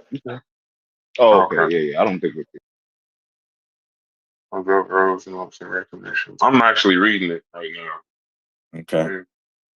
It's a good read. It's really good. it's gonna challenge some things, but I think yeah. Hold on, what did this motherfucker just say? Yeah, this is gonna be interesting on Tuesday. Mm-hmm. Yep. So yeah, definitely. I'm hoping everybody could participate. The survival of the fittest. I glanced a little bit further to see Darwinist principles were intended to buttress the case that biological evolution could be equally applicable to human societies. But Spencer reasoned further that human societies, like biological species, operate according to the principles of natural selection, are governed by competition and fitness, and evolve from an undifferentiated, homogeneous, and primitive state to one of differentiation, heterogeneity, and progress. Those too weak or ill-equipped to compete are those who are unwilling or unable to do so, ought not to be given an artificial boost to keep them on nature's battlefield. Yeah, this article done pissed me off. Read it with some temperance, brother. Read through but it. you already done said I can't read it with a blind eye because that's why I started now, because you already started talking about Charles Murray. Yeah. And now laissez-faire government and individualism, these games. Y'all go ahead and talk. I'll mute my mic. I'm reading right now. Yeah, Just read. So, and I'm encouraging everybody, if you can, synthesize it, read through it, because I think the argument that they're making, what Dennis is making in this, is interesting, coming from a kind of a sociological and anthropological interpretation of it. But he grounds some pieces, and some I don't agree with a few things that he states in here and he positions himself in. But I think it creates for some of the conversations that we were having about a month and a half ago, and really exploring it on the literary level. You know, what's the literature saying? You know, this is one of many different arguments and different scholars who wrote on this. But to look at this and what came out of the early 1990s in terms of their thought around scientific racism and how it informed imperialism, slavery, and stuff like that. So it's a good read. It's a good exploration. It does take some time to breathe through it. Whoa. But I think you're gonna find some things that it explodes, and there's gonna be some things that you're gonna like, yeah. Hey, listen to this. So Spencer, he equated with racist thinking by noting Spencer had a belief that racial conflict was the key to social progress because it entailed a continuous overrunning of the less powerful or less adapted by the more powerful and more adapted, a driving of inferior varieties into undesirable habitats, and occasionally an extermination of inferior varieties. He said his fear was that governments would intervene to keep the less powerful afloat with artificial devices such as welfare, thereby fucking with nature's natural selection process. So this person must have agreed that, okay, it says it in the next damn statement, that he believes slavery, it was supposed to happen. Like, it's needed. Ain't this a motherfucker? And what you got us reading, Jesse? That's what I'm saying. So we're looking at how they're exploring how scientific racism and leaders and thought people inform certain ideas of social events. And so the article, what Dennis is doing is his argument is that you can't talk about the bell curve, and you can't talk about some of the bases of those researchers and some of those scholars that formulated this tradition of thinking without looking at it from the scientific way of how racism permeated these research think tanks. And so that's the summation of his argument. I've heard this argument. Yeah. I mean, but that's why I say it amazes me how, like, and again, I respect what you're saying. It amazes me how, like, a person will talk about something indirectly, but don't want to read the actual book. Like that kind of like amazes me. Like, you talking about the bell curve, Fetty? Yeah. But like I even brought up how, like, even Murray, it's like it's crazy because, like, that's why I say you got to be mindful of who the author is and what political agendas they have to try to talk on the book, because they will use that book to act as if he came out and had a conclusion that was synonymous with the racist shit. He made disclaimers all through that book, bro, about racism and all of that shit. So I just be tripping out, like. But I can't get mad off a person's argument. But it's like, this is the Ezra Klein and Sam Harris. Like, Ezra Klein is going to tell you, you got to bring up history, scientific racism, and how that da. But you got another side who say, yes, we're aware of the scientific racism that took place, but there's been a refinement and there's certain data that's been replicated, and you got to deal with it. And it's not rooted in the same thought process dealing with eugenics and all that. I talked about all of this, how geneticists now tell you to have an anti-eugenic approach, but you also can't have genome blindness or ignore the fact that people on the individual basis vary. So it's Did like, you say that on the show? Yes. Okay. And that's why. Yeah. And you did say that on the show. I remember you saying that. That's all. That's the only reason I asked. I wasn't saying it like you didn't. I was just saying I remember you saying something along those lines on this show.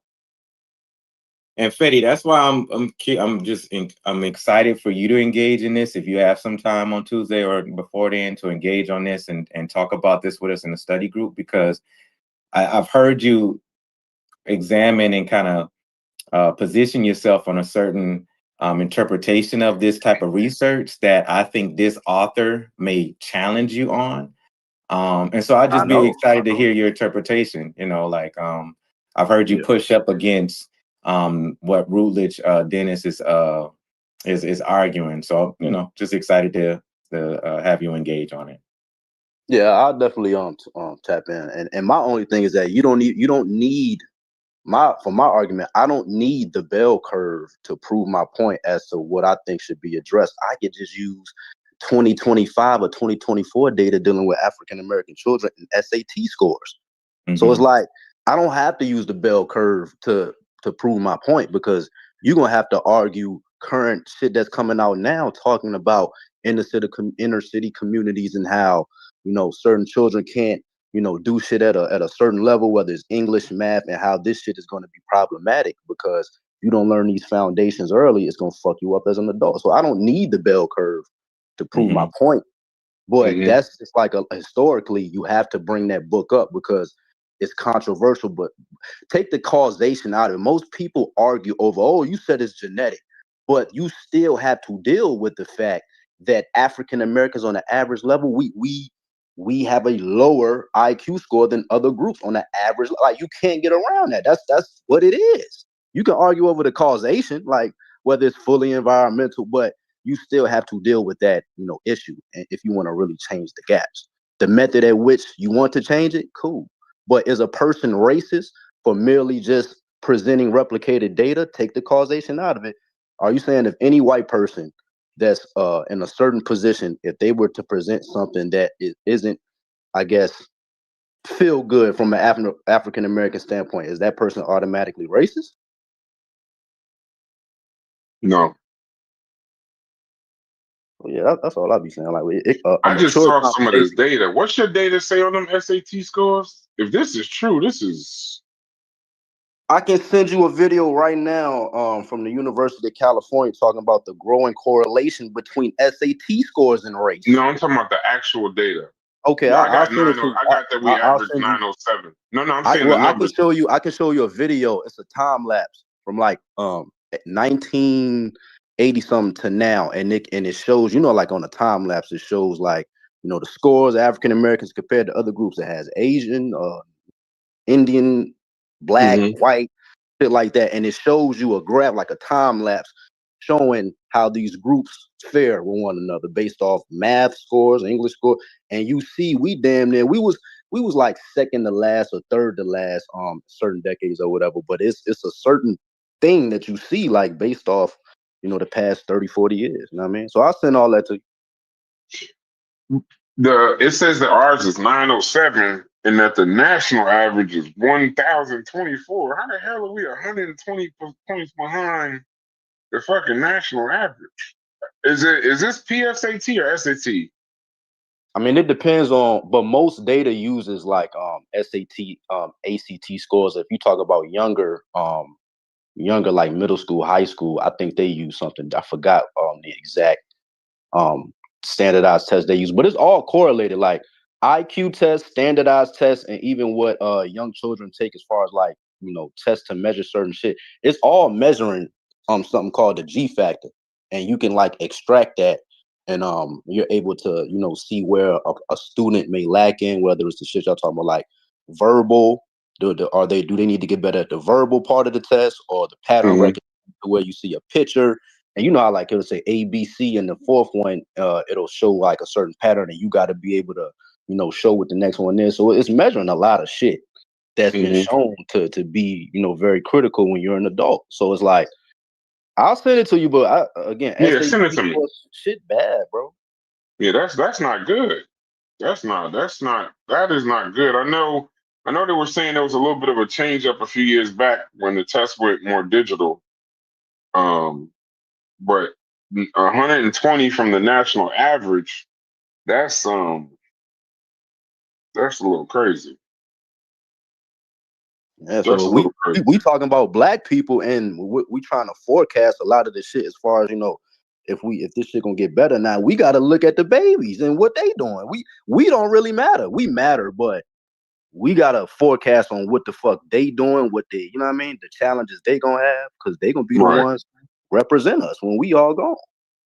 Why do you think, and not to cause a problem, but in your opinion, why do you think when we had these conversations, outside of the blackology part, why do you think that the racism part comes into it immediately? Like, why do you think this is like more just a difficulty of us to accept, or when I say us, I mean me and you. I'm not excluding. Yeah, I wasn't excluding you. I'm just saying us. Y'all think nobody wants to hear this type of stuff, like, you know what I mean? And that's why I be tripping, because it's like, y'all think I was originally happy when I was reading this shit? What's the brother Joey that said I gotta go lay down? After reading that shit, I had to go lay down for like a week, bro. I ain't gonna lie. I'm like, yo, this shit, wow. But like when I was inquiring and I'm looking at the, reading the book and looking at other external sources to not talk about the causation, but the problems of, gaps of scores, I had to tell myself, I'm like, bro, I can't lie to myself when I'm seeing certain shit that's replicated. You know what I'm saying? I'm like, yo, at this point, I got to either say this shit bullshit, and I know in the back of my mind, I'm saying it based off emotion, or I got to deal with this shit like how I would, as a coach or whatever. If I was to see we finishing last in a certain metric in that area of space, you going to address it like, yo, we got to get this shit right.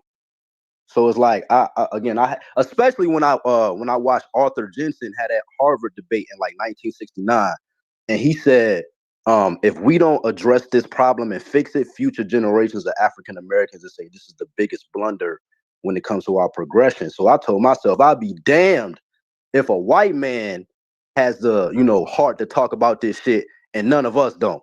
That the optics of that don't look good. So hey, I said, fuck it, I'll be the sacrificial lamb and at least bring it up and not have any emotion to it. Like I'm saying, look, these are the results. These are the IQ averages, SAT scores, or whatever. Shit ain't looking good. You can argue over the causation, that's cool. But the reason why I bring up genetics, because a lot of new research dealing with neuroscience is trying to address old problems that's been rooted in racism. And a lot of these neuroscientists are approaching it from, hey, this is data that we can use to address it. And because and even if we address it on a political level or policy level, it doesn't have to be rooted in necessarily racism, because they bring the analogy of you got eyeglasses and we've created ways for people who don't see as good to use that thing to, operate better in society. So whenever a person hears like, oh, the causation may be because of this, socioeconomic or genetic or whatever, they're just trying to find the solution. Because again, when I'm reading all of these sources and all of the money that's been allocated, billions, my nigga, billions of dollars have been used to address the same shit we've been talking about: socioeconomic factors, the Head Start program, nutrition, and nothing has really worked to the extent at which they wanted it to work. Bill Gates pulled back. He had a little joint a couple years ago.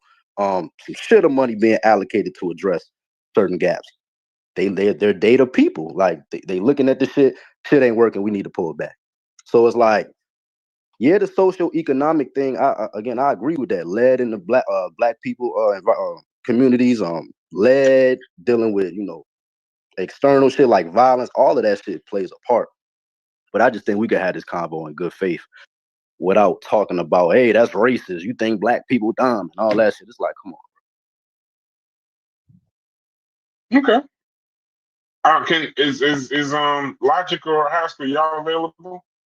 Yeah, no? I was gonna say, ask the question again. Why do you think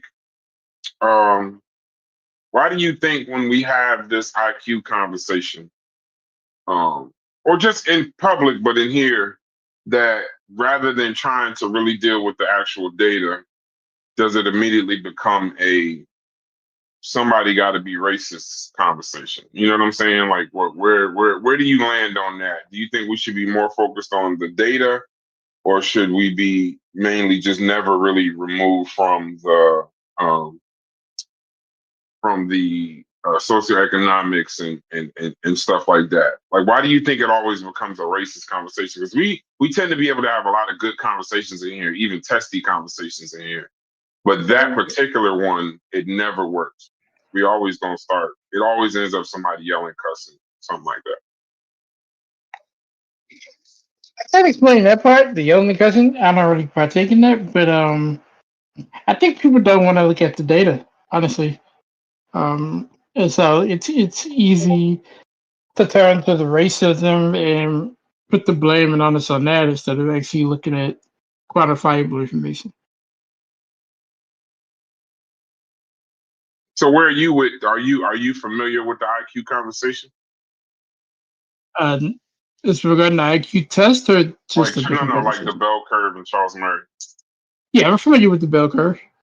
So where do you stand with the bell curve? Do you think it's something we should look at the data, or do you think it's more of a racist connotation of a conversation? I definitely think it's a more racist connotation with the bell curve. But you just said, Louis, we should look at the data. Doesn't the bell curve offer mainly data, or no? No. The bell curve, in my opinion, is trying to encourage a particular outlook on that IQ test. And you think even in 2025, even if that's what it was doing during that time, you think in 2025 it's still doing that, or you think it's something that we should, like when I say the African American scores on the SATs are 120 points behind the national average, do you put that towards data, or do you mainly say that there's got to be some other reason for that? So when we look at the data regarding that, we have to look at population, demographics. We have to look at how they compare to other students in those areas, and then make sure that they're getting the same type of quality education across the board. And so that's my thing is like, regardless of the racial factor, are the tests accurate regardless of that aspect? Like, can you put any child within this particular educational system, and as long as the educational system is of quality, can they succeed? And there are cases, depending on which cities you're in and the financial situation within those cities, there are cases where you may have cities that pursue more so pushing academic agenda higher than maybe sports, and things like that. So those particular schools have, they equip their students. They have more available, learning abilities and tactics for students who may have a hard time or who may have certain learning disabilities. Those same things may not always be present across the board. So then where do you agree with the data? I agree with the current. Yeah. Go ahead, I'm listening. Yeah, I agree with the current IQ test. The current IQ test. And it's different from our test then? 6 months, yes. How? The standards for education were different. Just explain. Just assume like I don't know. I may know the answer, but just understand we're live. I'm trying to gauge it out. I'm not going to assume everybody that's going to watch this or know it, you know what I'm saying, are going to know. So what would make the IQ test then not detrimental, but unfair, but not make it unfair now? Because that would be kind of like the assumption that scientific racism is over, right? No, I wouldn't say it's over. But I would say, so let's look at curriculum and content. So with education, we've come from a place where emphasis was more on memorization and literacy and mathematics. It was a more focus on those things. Science and social studies in education were taught, but they didn't have any depth. They were very surface level. Same with global awareness in your area, multicultural studies. Those things are very, very limited in education. Today, those standards are a little bit different. They're a little bit more broader. They're more skill focused. There's more emphasis on problem solving, literacy, critical thinking, integration of STEM across the board, and they don't ignore the cultural awareness aspect. There's SEL, social emotional learning. It's also part of current today education. So the education itself is completely different across the board. Okay. Yeah, the testing. I mean, I can go further in depth with the testing. Technology has helped. Compared to what we used to be in currently, technology is beneficial. Um, Lots of learning management tools, smart boards and tablets and computers and all that type of stuff all help with pushing where education is forward. They give you more tools, more access. Well, remember what I said. Well, when new findings come out that the things we talk about only account for 10% of the full cause of a student's success, what do we do with that? That's a good point. You know what I mean, because like even in the bell curve book, like take the most of the contention again comes from a paragraph, bro, in one chapter. When I read that, like when I read most of what he was saying, like regarding the problem of how we're in a complex society, like as every day as time goes on, we're going to be in a more complex society to where the jobs that are, lucrative or whatever are going to demand a certain cognitive just baseline, right? And if there's 51 million people with IQs below 85 and they show, like, take race out of it, this is just Americans. It's like an American problem that he's trying to say. How do you create an equal society based off policies if people vary individually based off intelligence? And the society that we in is rewarding people that really had no bearing on this intelligence, meaning like there's a lottery at play, meaning like take the group shit out of it.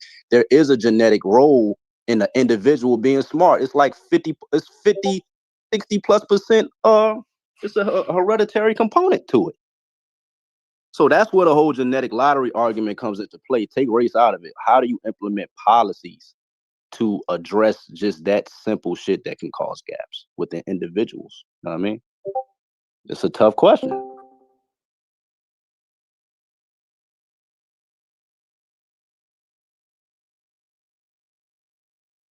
I can't. I don't. I can only. I hate to say this. I can only host this one. I cannot. I'm not well versed enough in this to participate. I'm assuming everybody. This isn't like or everybody kind of just doesn't feel like arguing, I guess. But I'm in the stream, and if y'all want to talk about it, y'all can talk about it privately. But everybody on mute, and it ain't work because it's Saturday. I doubt everybody's at work on Saturday. Let me ask this to everyone in the conversation. Do you all agree that in today's time, students should be graded on a curve? And if so, why? Ask Fetty that. I'd be interested to see what he said. I don't really have an opinion on it. I think that because my opinion would be very kind of cold because I still got children in school. Like I think our son should be graded on the merit of what he did. I don't like the connotations of bell curves. I remember bell curves when I was in school, and I used to hate that shit, bro. That's just I'm just saying for me personally. This ain't a racial conversation. This is just me. I hated when I would get a high grade, but I pretty much would be great. You know what I'm saying? I just didn't. But a racist, like a white nationalist, can use what we're talking about now to like segue into like DEI versus meritocracy. That's all I'm saying. And I think that's where I think people they like can. that, huh? Yeah, He said they could.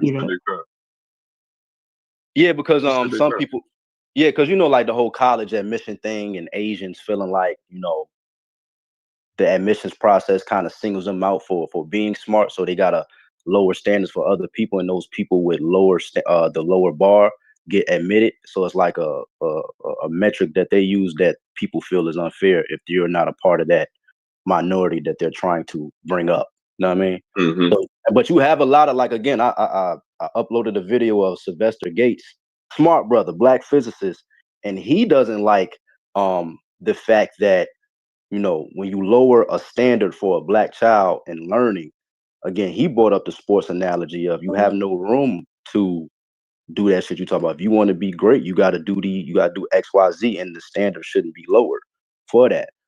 Especially off the basis you just trying to meet a quota versus trying to actually, you know, progress that person and make sure he's in the right environment to succeed. You know what I mean? So yeah, and for me, my personal views always are going to conflict with my views for everyone because I'm a person that thinks you learn in failure, or at least that's how it should be. I think, you know, when a game is over in sports, from at least what I was taught, you don't really learn a whole bunch from when you won. You learn more when you lost, so you can go back and assess, see what you need to do that could change. And then that would, to me, that's what in a capitalist society, the society we live in, I think that's more effective sometimes for for the, I guess, that survival of the fittest kind of thing. But I and look, understand how that would be kind of insensitive. remember, I brought up the case in the situation in Baltimore right now with the fact that certain the kids in Baltimore, it's you know, the statistics is that, you know, it's majority black, but this, you know, the whole them in math and English, they're at such a low bar, you know, automatically they have to point a finger. So it's a lot of controversy in a lot of places like Baltimore and certain inner city communities where they need to point the finger as to why these things aren't low. That's why, politically speaking, they do the shit that we talk about now, lowering standards just to meet a metric to say that, hey, we changed this, but in reality, you really didn't. You know what I mean? Mm-hmm. So it's deep, bro. I see that's where the dangers come into talking about people. Because it's like, that's where I like to get into the institutions, because this conversation will automatically be slanted or taken and turned into a black thing. You know, we're not doing this for blacks. In actuality, I mean, I don't know. Mel, where you stand? Yeah, I mean, I was gonna take it back to like the teaching methods today. Like so students in classes years ago were kind of taught like how we're taught with professors. Like they were just taught to absorb all the information and just, you know, have the lectures, so to speak.